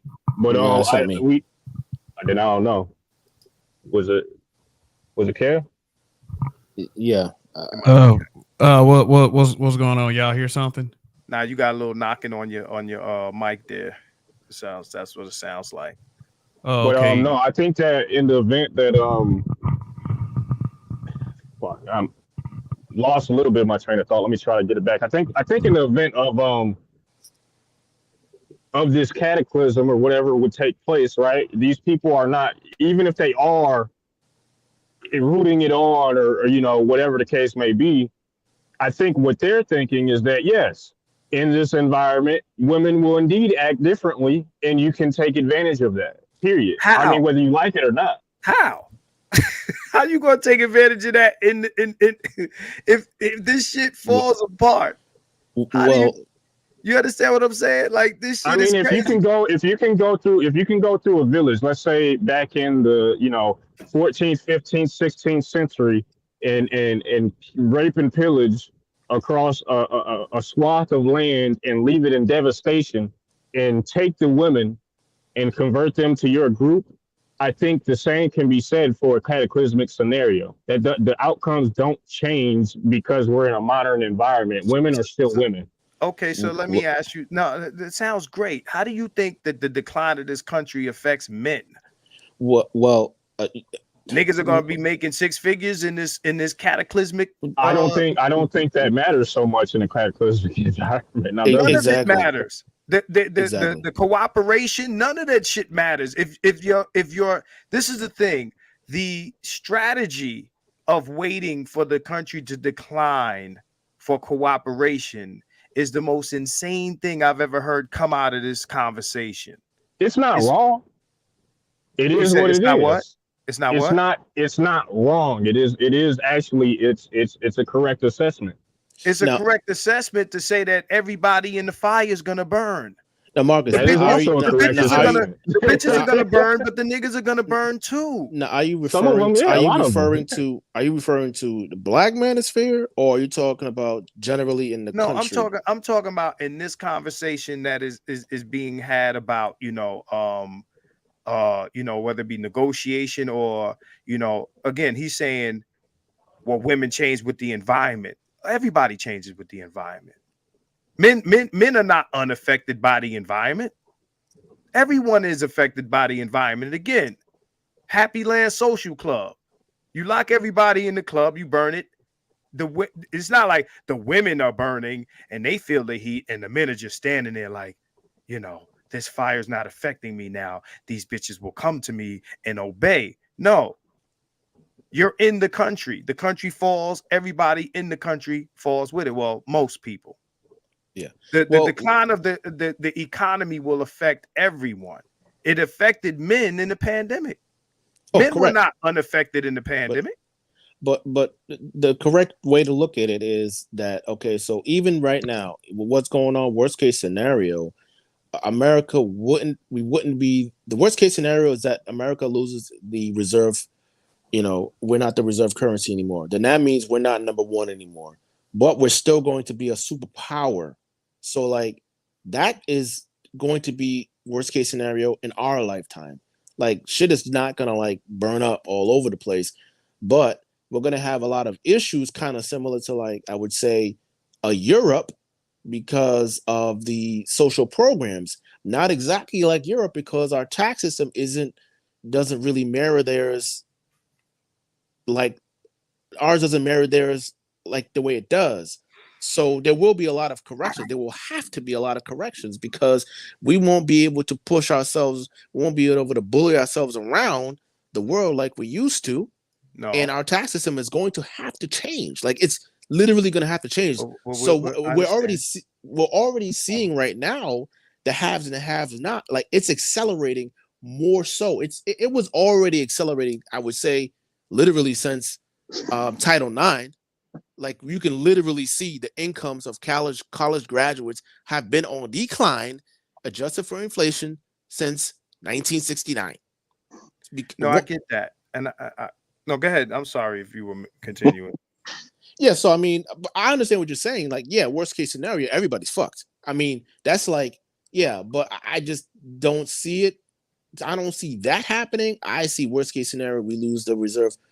Yeah, we're not the reserve currency of the world. We're not number one superpower. We will still be. Well, I can't see us being beyond top five. We'll definitely be still top three because currently top three is America, China, then Russia, and Russia is actually a very distant third, but we would still be a top three. I Right. think that's worst case scenario. Now, what would happen would be that the women, generally speaking, they would have to, and typically they would correct because now they're like, holy shit, like the shit has hit the fan economically. Like my way of life has declined significantly, and if I don't do something about it, I'm fucked. So yeah, the women will, generally speaking, they will change for the most part. Right, and you're both struggling and starving because your country fell apart. Yeah, Whatever your lifestyle will change too. yeah, Right. So okay, your bitches come back to you for the time being until the country gets itself together. But now you're both hand to mouth. You're both fucked. So you want to be fucked so that your bitch acts right, and that's the strategy. Again, the strategy. I'll say it again and again and again. If that is a strategy, again, it's out of our control. It's something that's inevitable. I agree with all of that, but that's not the conversation. The conversation is using that as a strategy to get your bitches in line. but That Marcus, a that lot means of that. the Go ahead. Go a ahead. lot of the guys aren't thinking as far as what you're expressing right now. So I mean, No, I know. you I've see what just I'm heard. No, saying? I don't think that most of the guys follow that strategy. I've heard that strategy come from certain people, and Okay, I think it's crazy. okay, So that's all I'm speaking to. I just all think right. that's crazy that whoever has that strategy and thinks it's a sound strategy. I don't want the country that I'm in to fall apart. Now, that might not be my choice, Yeah, and I get that. But what I'm saying is I'm not, you know, praying for it to come any faster so I can get a cooperative woman. Like this shit is just crazy to me that yeah, anyone would think this way because you will also be affected. So earlier you said, the social securities and this and that, all of these things will be affected. Why would a nigga want his money to be affected?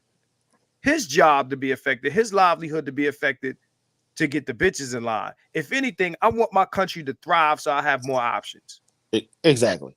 Well, Okay. I'm gonna say this. When it comes down to it, man, if a person doesn't think that far ahead of the situation, don't even pay no attention to them because they're not gonna be a person that matters anyway. when it when it comes down to it, if you because I totally get what you're saying. I definitely totally get what you're saying. And this is what it is. Black men have to do something that I know is going to be hard, but I talk about it on my channel all the time. You just got to simply start thinking differently. What community do you belong to? There is two major subsections of the black community. You have a dysfunctional single mother community. You know what I'm saying? It don't just mean women. It means everybody who believes in being a dysfunctional single mother and all the negative things Democratic. that come with it. And then there's a community of black men who are respectable, productive, and functional. The women we are literally married to, and the children that are literally living in our homes. So the first thing is which black community do you belong to? Once you figure that out, of course, you can start moving accordingly. The country don't have to fail so women can get in line, but at some point in time, as a black man, you do have to relinquish any responsibility that you believe you have to a single mother, the dysfunctional single mother community, if you're not part of it. See, I'm not a part of that community, so anything that happens to that community is fine with me because it's not my concern. Those people may as well be Chinese women in China. That's true, but remember, generally speaking, a lot of the majority of black folks in this country are raised in just amongst women, unfortunately. So they have a gynocratic, mindset. So a lot of these guys, aren't even aware. Like they don't even know, unfortunately.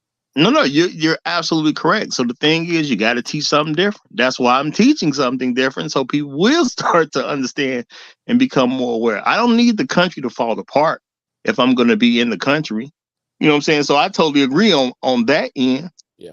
Now the thing is, our job is to wake men up. That's what I believe the focus should be. You wake men up to what's really going on.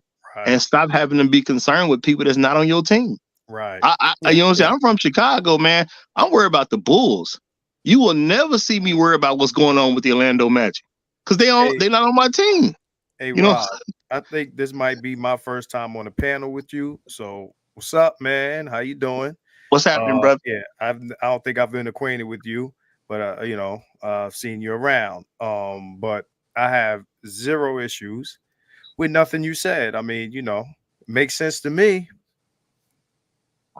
Well, yeah, and I think the issue is we just got brothers who they have not yet figured out that black men, from a general standpoint, are not on the same team of black women. The women know it. It's the same thing that happened to Ice Cube. When he said, "Ain't black women included in black people?" And the women said, "No." I think he was confused. Yeah, he know what they was talking about. They sounded insane to him. How you not included in black people and you black? You know what I'm saying? So yeah, it's guys who just don't see it. They don't understand the difference yet. My thing is, and that's okay. But I don't have to let everything fall apart because I want to be okay. And I'm definitely not waiting for the country to fall apart because I totally get what you're saying. How does that benefit me if I'm in the country that falls apart? Right. There is no benefit for me there. But what I can do is actually start to separate myself based on what I do and what I believe in. So the women who are going in a direction that I don't want to go in will be separated from me. But I think in order to create separation, the first thing you got to do is you got to be able to separate mentally first. If we can't separate mentally first, none of the other stuff is going to really matter. Right. So those are not my people. Absolutely. So here's one thing that I actually predict and actually observe, and it's actually easier to do this with the men than it is with the women. Oh, by the way, hello, gentlemen, and hello to all you guys. Thanks for letting me up. Is that it's easier to actually convince a young man who's up and coming what he's dealing with versus the women. Right. Full stop. Yeah, because the women are too far gone. They're having they've been trained literally from, I guess, at birth. Remember, their fathers have failed. They don't look at it that way, but basically their fathers didn't fail them. Their mother actually failed to get them a father who was going to raise them and take care of them and teach them how to be a a good young lady and all this other stuff, and show them how a family works. Their mother didn't get them a father, so they, in their mind, it's not the mother's fault, it's the father's fault. And then they're dealing with a bunch of women who have had negative experience after negative experience after negative experience because they keep choosing the wrong men. And then on top of that, these girls are all raised in these environments. Now you do have the guys who are, what do you call it, so gynocratic focused and so connected to women and want to please mama so bad that they can't break away from that. But I would say it's easier to get young men through that versus the women, because the women, if they grow up being disappointed and just thinking that black men are negative, it's hard to convince them otherwise. They just can't get away from it. Matter of fact, their answer is to get away from black people altogether and go over to other groups. And I saw your topic about divestors and the black manosphere and stuff like that. That's one of the, it's weird because they hate. It's kind of a one of the talking points of one of the crazy women who just got kicked off of YouTube. Basically, they would rather be under white supremacy or white male leadership than have to deal with black men, than be obedient and cooperate with black men who actually give a fuck about them. Like, they would rather do that. Yeah. That's more amenable to them than actually trying to even work with a black man. That's But really remember, that not black man, that young black boy, he's still black in America, so he's got to deal with all the issues and problems of being a black man. Right. So he's got to hit. So reality hits him harder, right? Oh yeah. I think it's pretty much over with the alphas and the Z's. I mean, they're not these dudes. They're not fucking around with any chick that's not on their program for the most part. I mean, I do have nephews and nieces in those generations, so I mean, I think these conversations pretty much it's kind of split with millennials, and I think it's pretty much dead at that point for the most part. Right. I'm an old millennial, so I'm 40. So but most of my cousins and everybody I was hanging around with when I was a kid, they're Xers. So like I kind of don't think like a millennial in a sense. So, but I do understand what's going on. But yeah, that shit is pretty much dead with my generation, man. But These young boys ain't fucking around. this is what I said in previous streams, and especially on Dr. Thunder's channel. It doesn't matter what we debate about on here, right? This is like my man said. I was saying exactly that. This is a 40+ argument that we're having.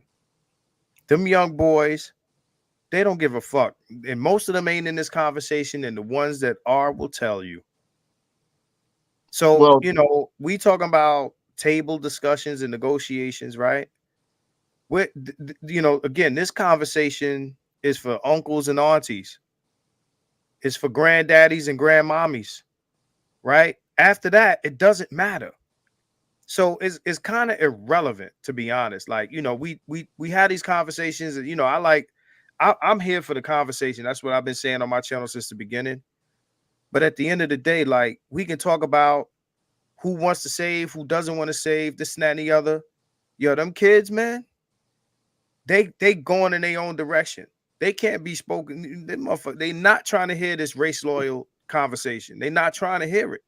The further we get away from black nationalism, civil rights in that era, and the further we move into the future, these kids will be less concerned about the rantings of old dudes and old women. Right? We're the older crowd. None of this shit matters to these young boys.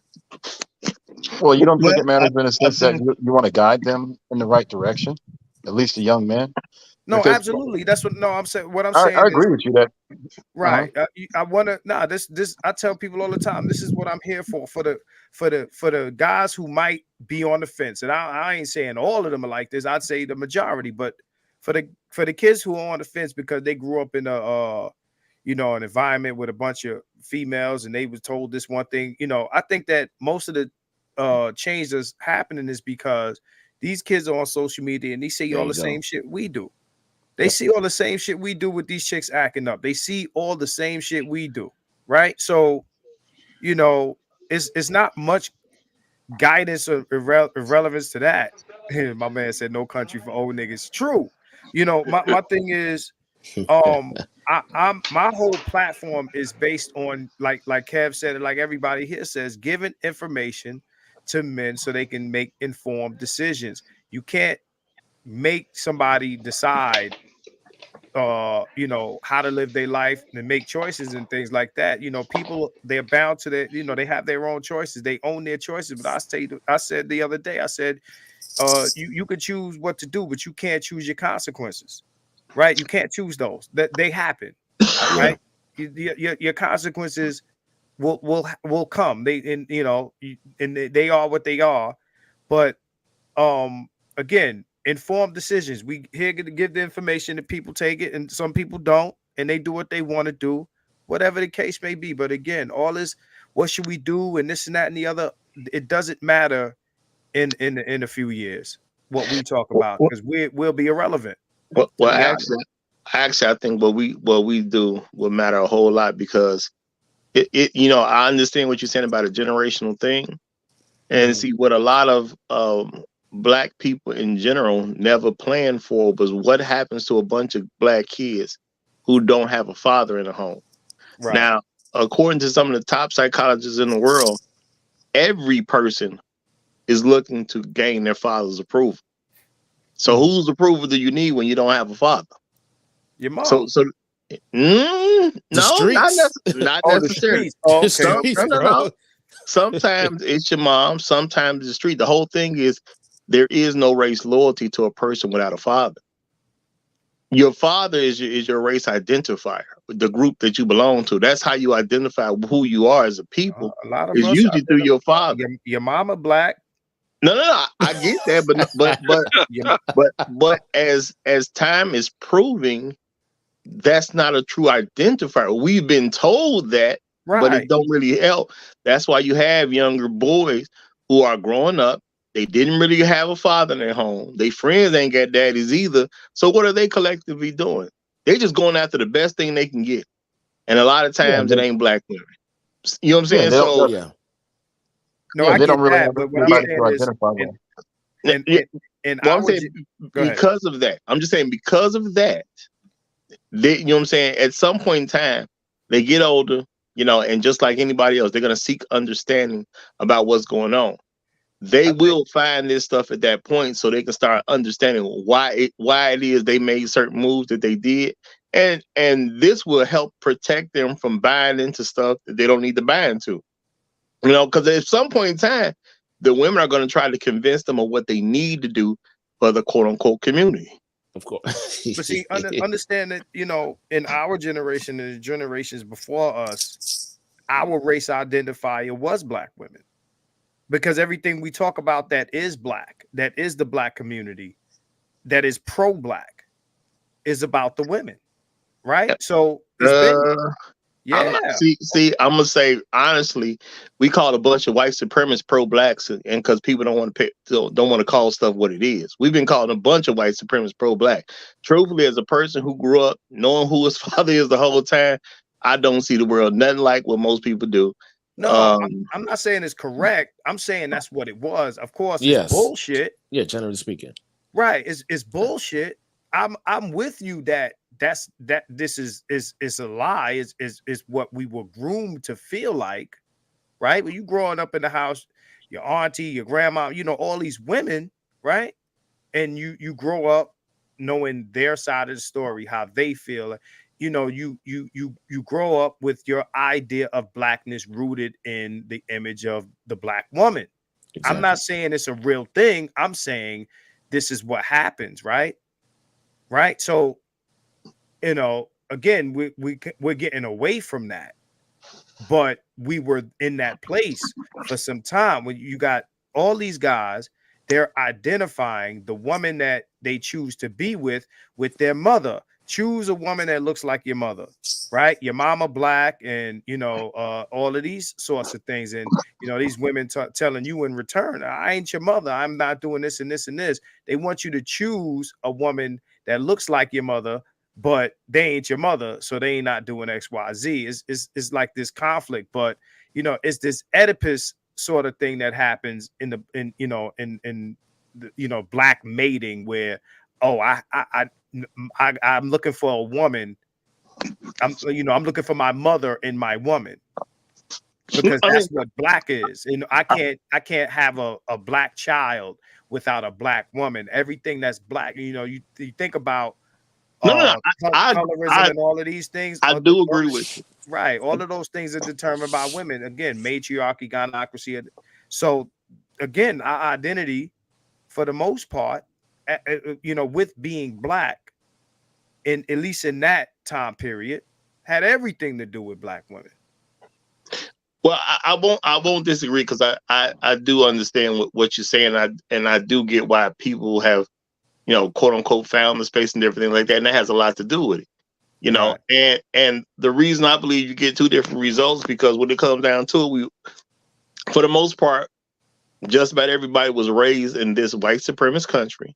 Mm-hmm. And when you get older in the white supremacist country and you start to understand that white supremacy affects you different than it affects the woman, that's why the women act a total different way. Some of them gonna hold on to that to the day they die. A lot of us, we're gonna move differently because we had to deal with the brunts, with the blunt force of white supremacy.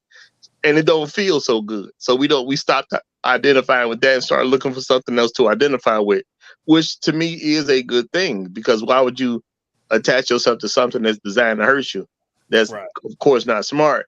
So the thing is, because white supremacy does prepare a certain pocket area for black women, a lot of them will die in it. And my thing is, I've just accepted that, and I try to do the best I can so other men can start to see what it is and stop acting like we need black women for a black community. For a black community, you need men, because history has proven once a group of men don't exist, that community doesn't exist. So we can just start to get men on the same page. See, I can have a community with y'all because y'all are black men. Now, whatever wife y'all got, they part of the black community now. Don't make a difference if they white women, black women, Chinese women, whatever the case is.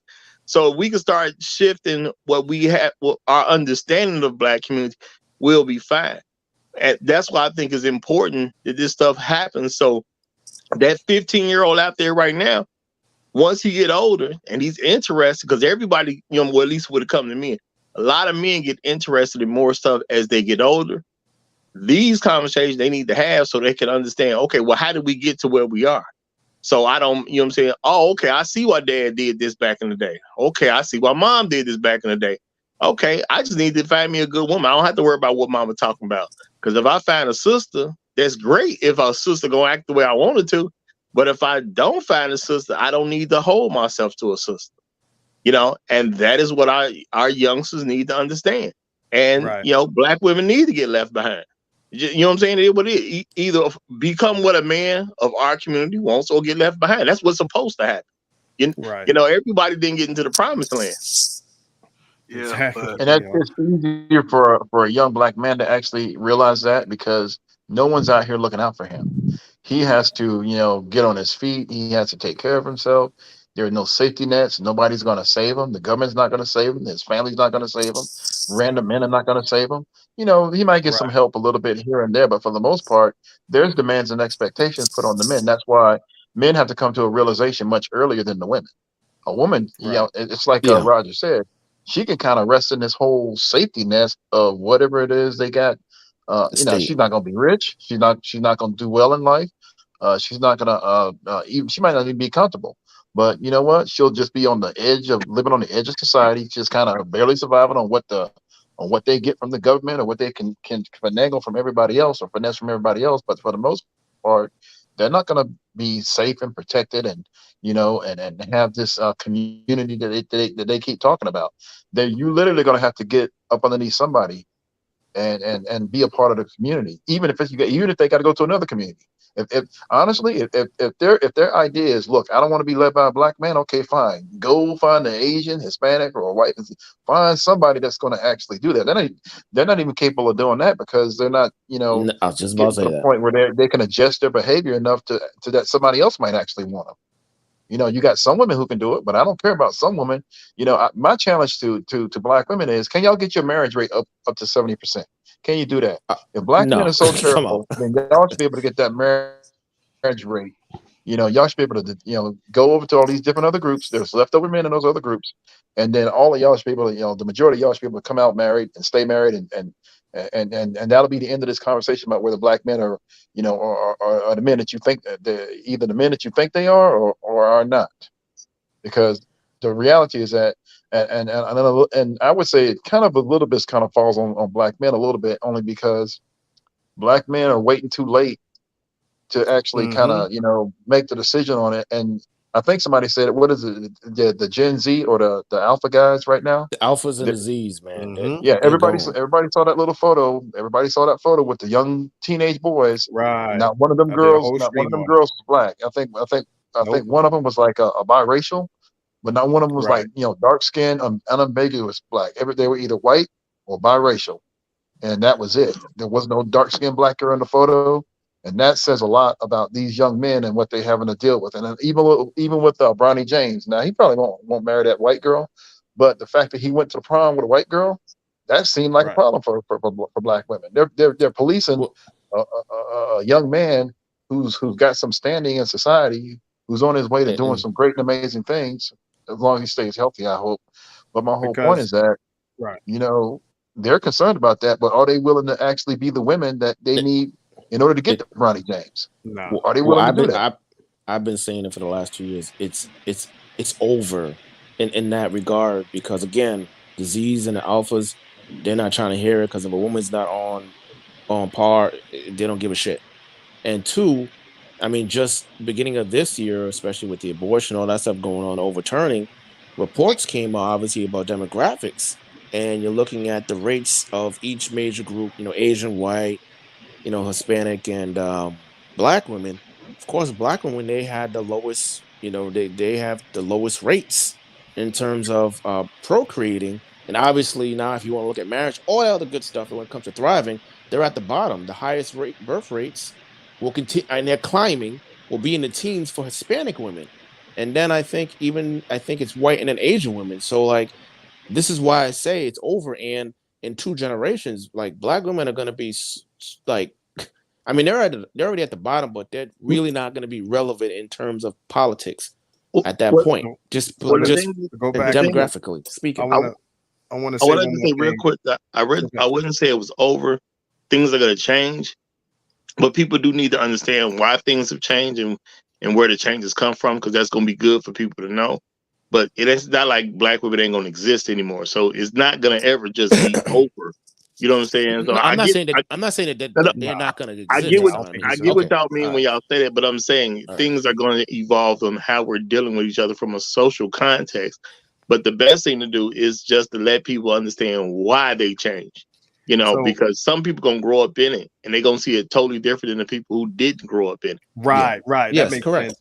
So Raj, I want to say this to the chat, because again, I'm still on here past when I was supposed to jump off, but it's important what you said, and I've said it on several streams, that you can have black children, you could have a black community without black women. Like, this idea, again, this is going right back to the part of the conversation where I say, a lot of us are taught that blackness is connected to women, right? Women could date whoever the fuck they want, marry whoever the fuck they want. You can't have a black family without black women. Again, this is the lie we were sold, that if a black man is not with a black woman, he cannot bear black children, right? You see this, you see these black women that are with these non-black men, nobody really makes a fuss about it. But then if you are with a non-black woman, everybody loses their minds and talks about the breakdown of the black family and the black community and this and that, and the other, all the arguments that they don't make, for that other thing. You know what I'm saying? Black women determine who's black because, if she's not dark enough, she's not dark like me, she's not black. If you have a child with a non-black woman, they're not black. Well, what about these women that are dealing with these non-black men? They don't say that their children aren't black. They don't say that. Again, they think blackness is connected to them, and they taught us that to a degree. Again, it's fading away, and is becoming less about that. I talk to a lot of these young dudes, and they tell me they don't care about none of that, especially when, again, they have social media. I think that some of the reasons why this thing is happening will be apparent to some degree because of social media. Yes. Because these kids, I talk to them, they tell me they see these chicks wilding on the internet. Mm-hmm. They see it. They see everything we're seeing. Right? It's not like back in the days where you could have your porn and the kids wouldn't see it because you had it hidden from the children. No, they got phones. They see everything that we're seeing on this internet. They see these bogus lists that these chicks are coming out with. They see Sexy Red and they see all of this shit. Whatever hip hop that we had back in the days where Snoop Dogg was telling us bitches ain't shit. Well, the bitches are showing them. Is one was a song, but this is the reality. They're saying it. Like they see all these podcasts and these memes, and they see this stuff. These kids ain't stupid. They see it. They swipe past. They swiping it. They see right. I do believe they are seeing it, and that's why I believe what we have to make people understand. Communities have always been about a collective of men. If we can actually start getting black boys to see what a community is, and some of the young black men to see what a community is and have that understanding, we're going to be just fine. Because I totally get what you're saying, but once black men let go of all that nonsense about I need a black woman to be involved, you know what I'm saying? And I love black women to death, but I ain't married to one of them for a reason. You know what I'm saying? Because they didn't measure up to be a wife. That's not my fault. That's their fault. We don't even see that. We don't see black women failing to be picked as a failure on black women's part. That's this. Well, they weren't cultivated to be. They weren't cultivated to be wives. So I mean, no. My thing, it doesn't make a difference. Why? It's that we supposed to see it as anytime a black man marries some other than a black woman, we're supposed to see that as a collective of black women's failure. Bro, That's it. That's what I see. We were raised by people that grew up and lived before this time that we're in, where we're seeing all this crazy shit. Now, again, I tell people all the time, I've been having these conversations since I'm a teenager, but I was like one in a few. Like, it's like seeing more black people get shot by the police because everybody got a phone with a camera in it. You're seeing more of this black female shit because these chicks can't help to get on the internet and show their ass the same way cops can't even not be violent with a camera pointed at them. Man. Right? You figure, they talking about body cams and stuff. The cops don't care about the body cam. They don't care about your phone. They still do the stuff. They'll look right in the camera and do the wild shit that they're used to doing. And that falls for black women too. But the black women record themselves doing it. So the things that we didn't see from our previous generation and the generation that raised us, these kids are seeing. We can't tell these kids that their eyes are deceiving them, right? So even if we were to say, "Hey, Junior, you can't have a black family without a black woman," he's gonna be like, "Fuck that! Do you see these bitches on the internet?" Look, let me reinforce. Let me reinforce what these gentlemen are saying. I was on Facebook before I got on this broadcast, and I kid you not, I saw a video of some black girls twerking, and all of a sudden, a baby came into the picture. One of them hanging the baby by the leg, twerking. They're holding the baby by the leg, and then the next scene, the girl has the baby in an upward position toward her mouth, biting on the diaper, acting like she's eating his ass while the other girl is twerking. This is a little boy now. What happened when a black man posts this as a cautionary tale is people start to chime in and say, "Well, you hate black women. There it is. Yeah, right. You just trying to look for reasons to fish and hate black women instead of him posting it as an identifier to the problem that we're facing. When Marcus says that this stuff is out here for everybody to see, They don't need the Black Manosphere to tell them that this is a fucking problem. They can Right. make that decision for themselves. And they can decide that, hey, you know what? Hey, this is what's out here. Fuck all that marriage shit. You know?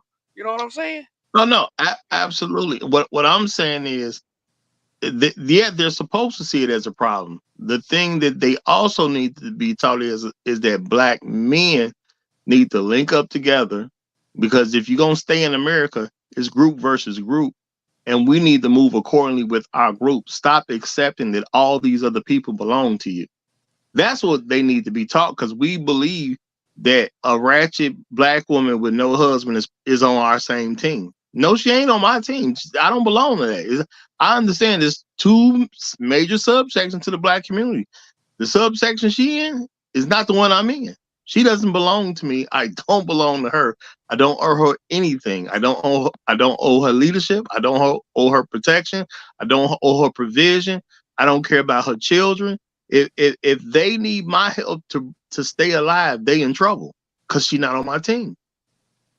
So Let me what do you suppose as far as countering the narrative about black men and black women? Because you know we like you, again, somebody just explained, you know, you got some women out here twerking, holding babies up and pretending they're, you know, eating booty, like now that's literally happening. You're seeing that, but the narrative is the problem is not the women, the problem is actually black men. yeah, Anywhere yeah, you yeah. go, Let me and, let me and let this is me at the mainstream media level. This is at the highest levels of anything and everything. Nobody ever blames the women for that. Like, you literally have a video of women behaving in a degenerate manner, and that blame does not go to them. Matter of fact, it'll actually be twisted to figure out that the blame is not even their fault. It's men, because it's being allowed by the men. Like, yeah, so yeah. Let me how do you counter that? uh, uh let me reinforce something that I told Roger yesterday when we were talking. Um, for the first time ever, yeah, I went to a church yesterday, and it was a black church. I don't really fuck with church like that anymore, but you know, for the sake of, you know, my family, you know, they want me to go, I just go. For the first time ever, I heard a preacher, a black man, say the word patriarchy as a point, and not only that, but as a point of oppression, just to blame the men for all the ills in the community. I mean, Not look, surprised. our look, I respect Well, there men you of go. That's what I'm God, talking about. men of the cloth. I respect that, but look, if I could have recorded that sermon, I would have. That was some weak ass shit, bro. This. No, I mean seriously, man. I don't disrespect men of God like that, but that was some of the weakest shit that I ever heard in my life. And I believe that black men should be able to take criticism. That wasn't criticism. That was the furthering of the problem that we are discussing right now. You got men that paint themselves leaders, that are seen as leaders and staples in the community, talking that same bullshit that been beaten to that they attempted to beat in our heads our entire lives. Like, you know, everything is our goddamn fault. Like, um, and for the most part, is because of men who let that shit slide, like this man right here. It's like this motherfucker was putting out stats and everything, and I'm beginning to wonder: is this sort of the ripple effect that is, you know, the black manosphere gaining momentum in taking over the narrative and possibly becoming the thought leader of black men one day? Because you can't rely on this shit anymore. I What learned kind this. of I think that's part of what. Well, let me just say this real quick, and then I'm gonna disappear because I got to get ready for a show in the morning. But Marcus, can you do me a favor and give Kev your email so I can get in touch with you later? Because I was gonna start looking for you anyway. Oh, Because I didn't seen you around too. no doubt, no But doubt, no doubt.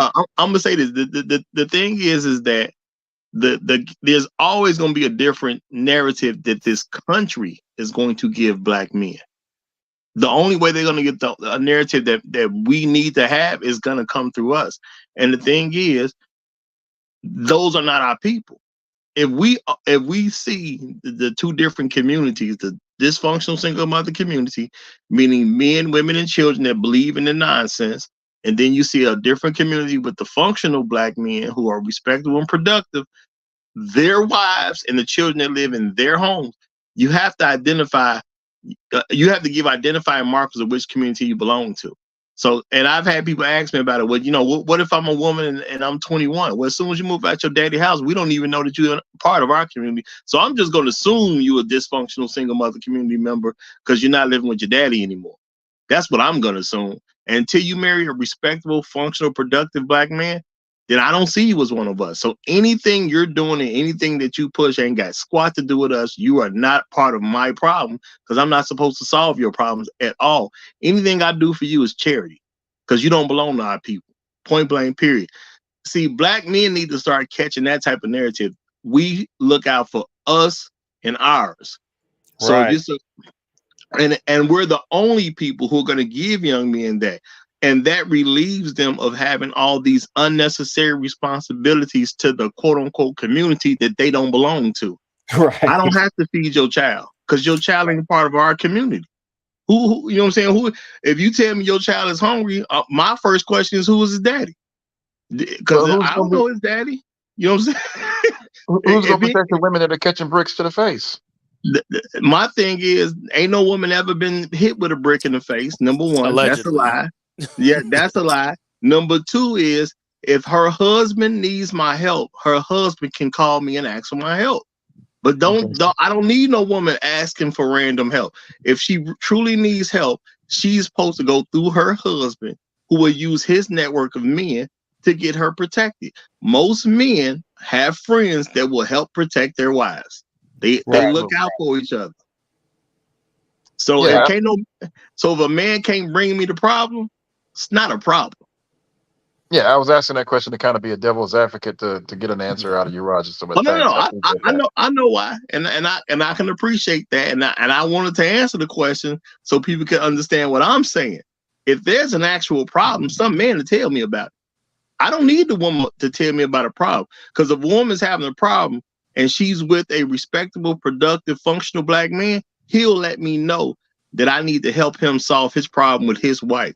Because we not gonna ask men to get involved with our wives unless it's actually necessary. Right. So when the man tell me there's a problem, I'm all ears. If a woman's telling me a problem, I believe she's supposed to have it.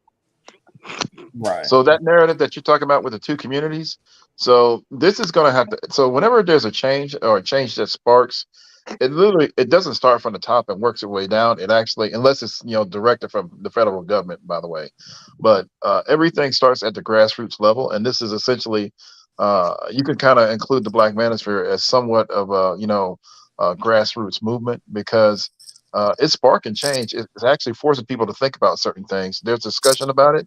There's people who rail against it, especially the women, because the Black Manosphere actually provides a counter narrative to what the women are saying. Because I'm gonna tell you, everything that I hear at the mainstream level is basically Black women are perfect. There ain't nothing wrong with them. It can't be critiqued. Yeah. This is why I'm kind of protective about what the message of the Manosphere is. And I don't know who said it. I forgot who said it because I had stepped away. Somebody said maybe that the Manosphere will become the main narrative for Black men. Like if that would have ever happened, right? If that would have ever happened, you would actually have to be protective of what that narrative is. If we let people distort or dilute the intention, then by the time we get to the point where it's the narrative, then people will be confused, or it will be a narrative that we do not intend to be. So like if the narrative is, that we have to do everything contradictory to what Roger said, if that is the purpose of the intent of the Manosphere, then we've lost our way. We can't say that the Manosphere is about saving or negotiating or meeting in the middle or any of that. It has to be a hardline stance in in response to these things that we're talking about. It can't be no wishy-washy. Well, we really want them, so let's. Again, we know most black men really want black women, but when it comes to what the message is in this space, it has to be a hard line stance. And again, you're going to have people with differences of opinion, but to say, okay, this is what the message is, you have to protect that narrative if that narrative is to be, something that will move the majority of us forward. We can't be regressive in what that narrative is, or what the main the prevailing narrative of the space is. But Marcus, Yeah, I I would think agree. the Yeah. issue is that Well, a lot of newer guys come in, and the older guy, not typically by age, but just guys have been here longer, they engage in the conversations when they should just say, well, hey, you need to do some studying because like we passed that. Right. So I totally Hey, agree can with you what hear you're me? saying. Right yeah. now we can. Well, let me say Okay, okay. one quick thing. One quick thing, y'all. What y'all have to do too, and I'm totally going after this, y'all. First thing y'all got to do, y'all gonna have to start saying Black Manosphere. We separated from the white manosphere for reasons. Right. As black men, if you continue to say manosphere, you are associating us with them. So when they come down on us because of what the white guys do, because white guys gonna always be more radical, because they're gonna feel way more comfortable in this country than we are as a collective. When they start coming at us for what the white guys did, don't blame nobody else when you've been steady saying manosphere the whole time. You have to separate things. Right. Point blank Well, period. so there's I had more. that There's more to this. I wanted to comment on when you got done, Marcus. The thing is, man, is that you actually have an issue. This is actually the job of a structure and institution. You can, but it'll be disorganized. You're creating this particular group of people. Not to say that we can't do that, but you have to essentially have an organizational hierarchical structure to institute that, as well as safeguard and safekeep it. As it is now, that isn't possible. You have to have essentially a group that defines what these things are, lays out the terms, conditions, guidelines, etc., as well as institutes a policy around who's in and who's out. And we don't actually have any of that currently. I agree with what you're saying, but at the current moment, what I will do, and I will encourage others to do, is to just counter the counter. If someone says this is our mission and that is a regressive mission, I will.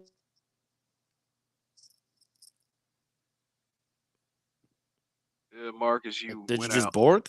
Yeah, he borged. Yeah, he just cut right out. But I think he was going to say you just need to counter the counter narrative or whatever the narrative is, right? And there's some truth to that, but it isn't bulletproof. The only way to do that is through a way to safeguard your messages by creating a group, organization, or institution, a structure at the baseline, and making everyone adhere to it, and essentially saying who's in and who's out. And it has to be strict guidelines to what it is, the message that we agree to.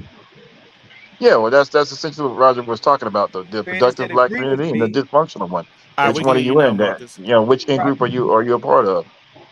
The right. So productive group or the dysfunctional group?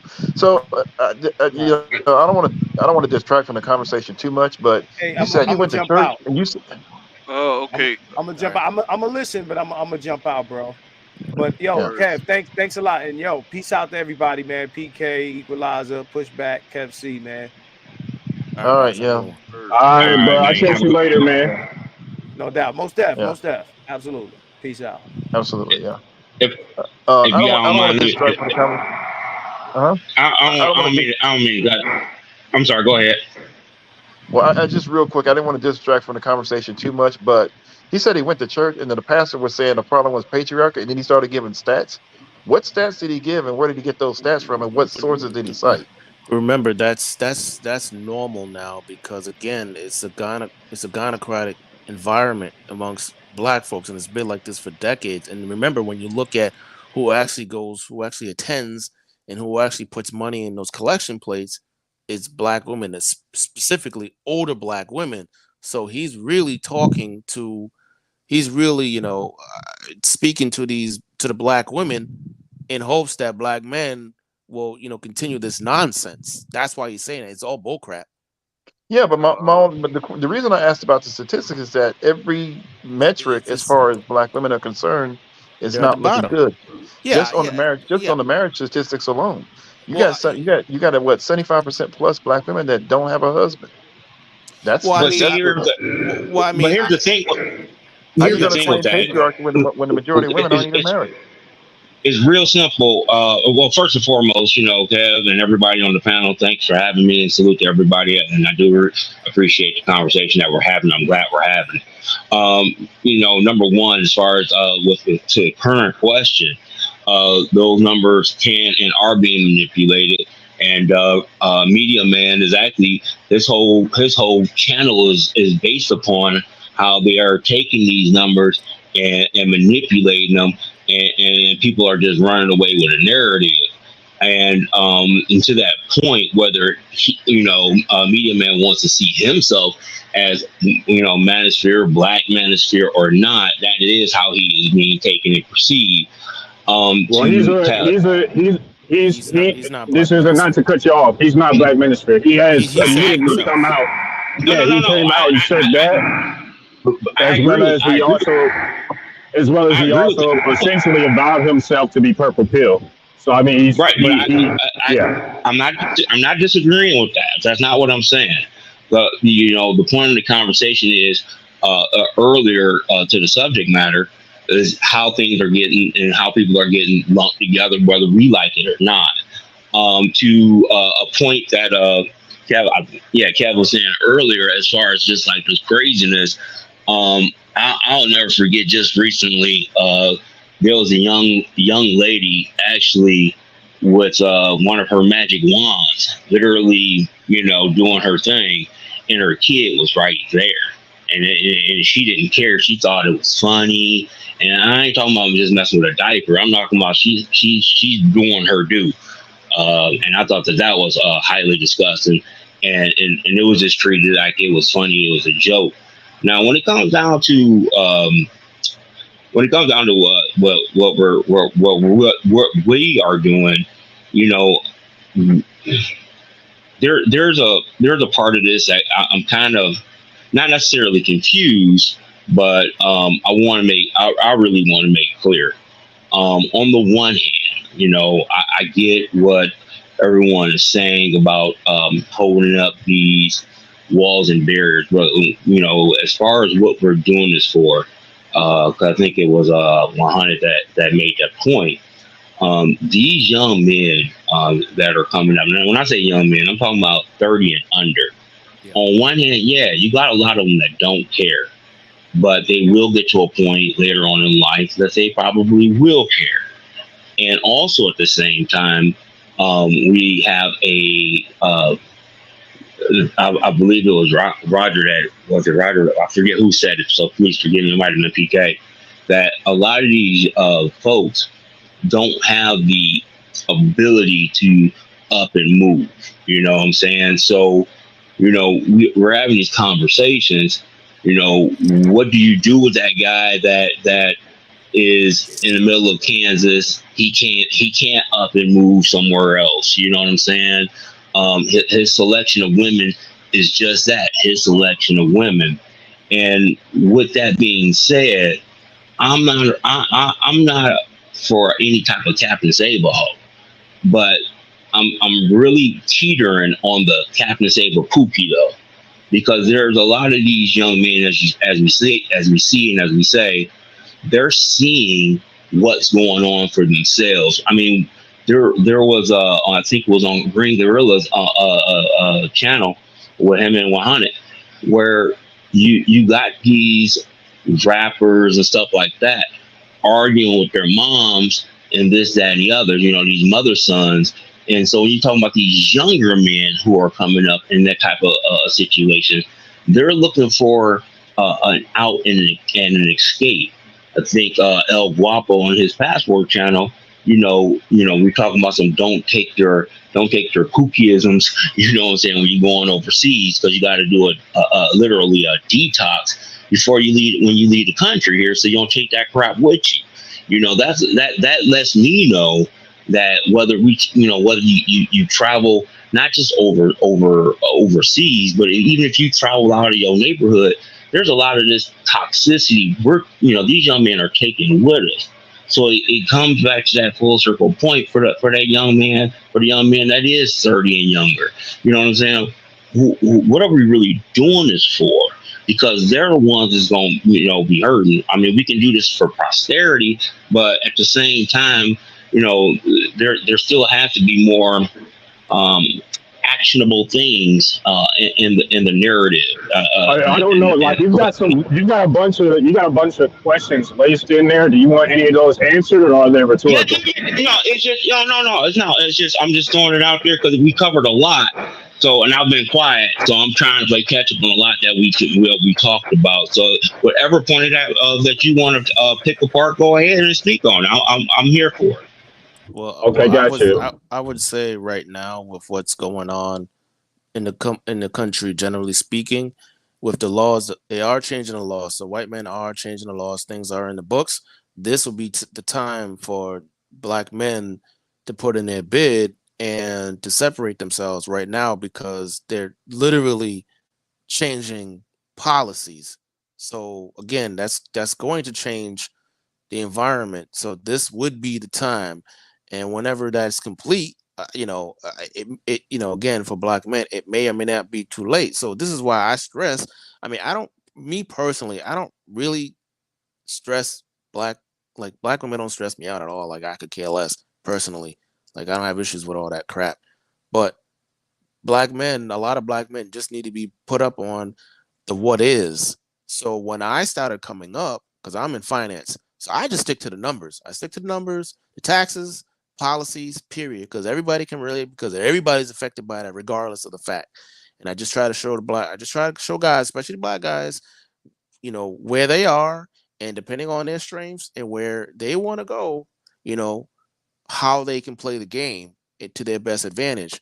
And that's the best you can do, to be quite frank. But because of what's going on technologically and economically right now, motherfuckers ain't got time to be sitting here, first of all, if you're trying to say these women, you're out of your mind. Two, even saving a lot of these lost boys, they just need to get on ball, or you're gone, because it's just, the time is gone.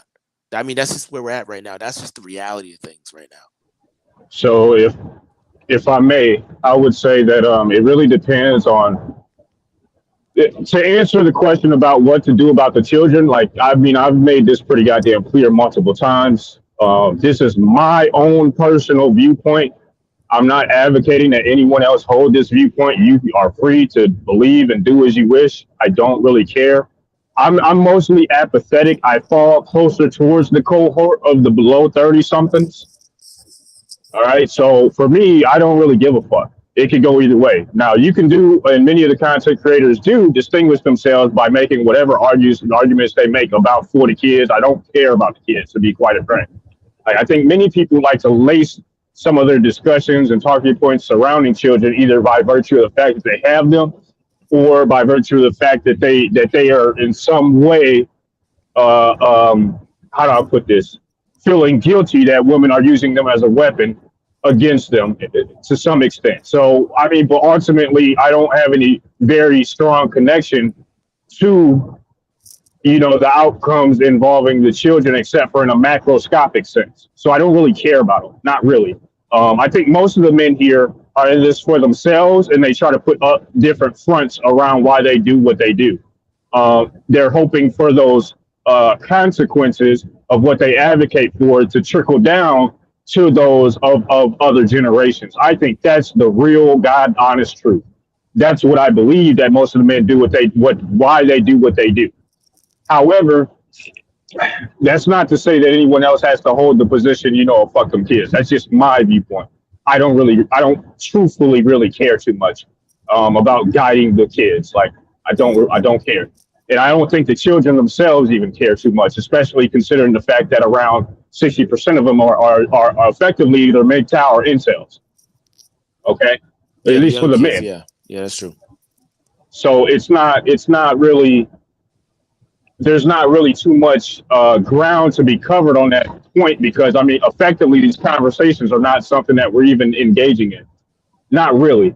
I'm not really tied to these strong inclinations of where it is I want the quote unquote black community, black people, black children to go. I don't really care. Not really. The reason being is because I think that largely our fate as a community is sealed. It's been dysfunctional for so long and has displaced so many men and women and children alike that there is no really saving the vast majority of us. So whatever this community looks like as it goes through its transitory period of destruction, um, it isn't up to me anyway. I don't think it's up to us anyway. We just kind of got to see how that shakes out, especially as the market opens in terms of competition for other women of other groups, and that's going to shake out to whoever essentially is the best fit, if any of them are. And I think that by and large, the answer to that question is most of them are not fit.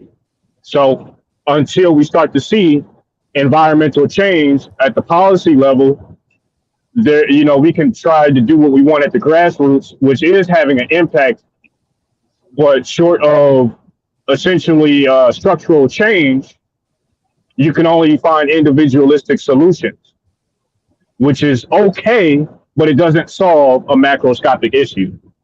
So, I mean, it depends on how you want to take that or where you want to run with that. But that's kind of, I would say, the sentiment of most of us, even if you can't really, even if most of them can't verbalize that. That's why you tend to see that if they do, at least if they're Zs or late millennials, if they do have a girlfriend or wife or significant other, many times they're checking the box for whoever is quote unquote the best option. Of course. So that's just kind of how I see it. I could be wrong. Someone could correct me. No, I But think many of the things that you were saying is true. That's what I'm saying. Just looking at the demographics and the birth rates and who's having who's the one having the births, and also who's the ones who's actually raising, well, having families and then raising quote unquote productive children. Again, black women are at the bottom. So again, that's what I'm saying. Like in 2 generations, like they're still gonna be here, but politically they're not going to have the pull that they have right now.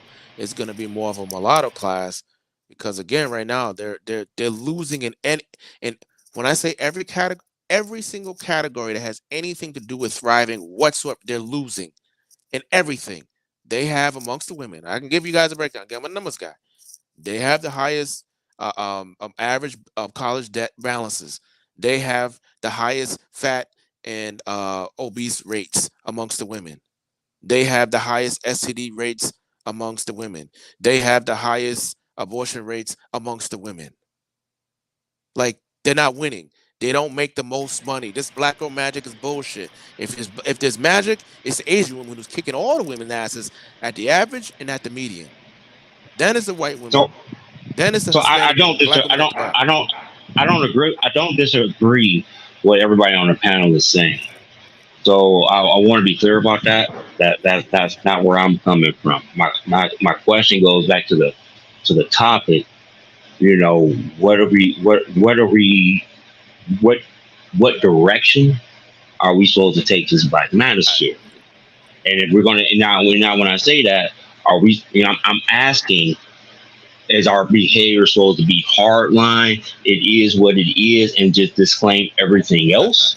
Well, it's pretty much as what I said. You do the best you can. You pass the facts on to other black men, and in my opinion, that's a hard line. Oh, if X, Y, and Z, or if that small group or minority group, they're doing things that is counterproductive to where we're going. It's pretty, in my opinion, it's pretty simple. I mean, that's how I personally live, right? So that's what I'm saying. I just stick to the finances, policies, and the story, so the guys know what's going on. These are your state. This is where you go. This is where you look for your state laws when it comes to, paternity, when it comes to family law, all this other stuff. Roughly, this is how much money you need to have. Roughly, if you want to have an attorney, just in case things go left. If you're married, if you're dealing with a woman, if you're married, if you're living with a woman, that's how I personally do it. But if we're talking with the black manosphere, yeah, I mean, yeah, of course it has to be a hard line, and that's what I'm saying. That you don't even, I personally don't even engage when new guys come in and they're talking all this. One, I don't even come out and speak, and two, it's like the influencers, in my opinion, they should just say, well, you need to, and I've told a couple of them, I think you guys should get together and have build like a list of standards of articles or books or what have you to get guys on board so they can see the facts, so we don't have to continue to have these rehashing these conversations that, in my opinion, are like you still talk about the same shit from like years ago. Should have We should be talking policy. Okay, guys. This has been a great, hell of a conversation. Let me read Roger's super chat. It says, shout out to black men being brutally honest and other members of the Black Manosphere. Salute to everyone that was on the panel. Final statements. I gotta work tomorrow morning, but it's been great. I appreciate everyone. So go ahead. All Whoever right, wants to go well, first. I'll end off then. Thank you all for having me. Thanks for hearing me out, and this has been a good, productive discussion, everybody. I'll see you guys soon. I'll be in the cloud somewhere. I'm always watching. All right, take it easy, y'all. All right, PK. All right. Appreciate that. Next. Oh yeah, man. Thanks for having me on, man. You put out some good work. So hope to hear some more. Have a good night. Word, word. I'm here Saturdays, Sundays, and sometimes Monday. So, All right. all right. Peace out. I'll go next if y'all don't mind, and I'll get out of here myself. First and foremost, man, thank you for having the conversation and creating the space. I appreciate everybody that came up on the panel. I love these conversations that talk solutions, and I'm always trying to pick you guys' brains apart for ideas on how to operate and move. So, and also to share. So, I appreciate you for having me once again, and I'll be listening. Appreciate you guys. Word. Thank you, Mr. Pushback. Um, you were in the chat earlier, and thanks for coming up to the panel to share your thoughts. KFC, another Kev. What's Yeah, good? definitely. I'll just say that the older black men see it, the younger black men see it that are coming up. They see what it is they're dealing with. So, by virtue of the circumstances and conditions in which they find themselves, they're making the appropriate adjustments and making better life choices. I can't really say that about the women. And as it relates to the actual topic of discussion, when you in your title, as it relates to it's a black manosphere and divestors the same. Obviously, they're not. They're completely separate and different and apart. As a matter of fact, divestors aren't even part of what black men are doing. They're out of the picture Oh, altogether. So there oh, you go. But all thanks right. for letting me up. Good conversation, good topic. Take care. Appreciate it. You're always welcome whenever you got time. Well, Uh, whenever I drop a link. But yeah, if this conversation did not really, I mean, this is for anybody listening. If this conversation did not give you the answer as to, you know, what the title's all about, then I don't know what to say for you. So, like I said, based on what I've seen, I mean, we're all adults, so I'm gonna be extremely frank with you guys and any women that may be listening. Okay, in past 24 hours, I heard a preacher say the word patriarchy, and I seen a baby mama, several baby mamas twerking while one bit a kid in the ass through his diaper. If you can't figure out what's wrong at this time, here's me putting it nicely. We're you're fucking doomed. Here's me putting it bluntly. Fuck you, you stupid motherfucker. Okay, and this is what the fuck I be talking about, man. Yeah, it's time for us to be a bit more assertive in what we and how we deliver our messages. This they ain't no more motherfucking sugarcoating because we tried that time and time again, and it hasn't worked at all. It hasn't worked. Just just for those of you out here that are still in denial and you're fancy yourself an actual man, grow some fucking nuts, because we got to be done with this stupid shit. It is about time that we assert something else, because like a lot of this bullshit really isn't working. And yeah, so I do commend the conversation tonight. It was a very intelligent conversation. It was a passionate conversation. But shout out to everyone that stepped on the panel. Saw you, bad hombre, step up here for a minute. I'm sorry you didn't get the chance to speak, but some other time. Yeah, and the first timers too. KFC, Equalizer, and Mr. Pushback. But also Roger Report, dropping bombs as always, and keep it 100. So in PK. So that's it for me. I'm tired as fuck. I'll see y'all the next go round. Try to drop a news story or two this week, but don't hold your breath, guys. More content coming your way. So appreciate it once again. Long live the habitual line steppers and Kev we trust. And when you don't give up, guys, you should very much so win. And that's especially for you, black man. Don't give up. Um, everybody have a good week. Peace.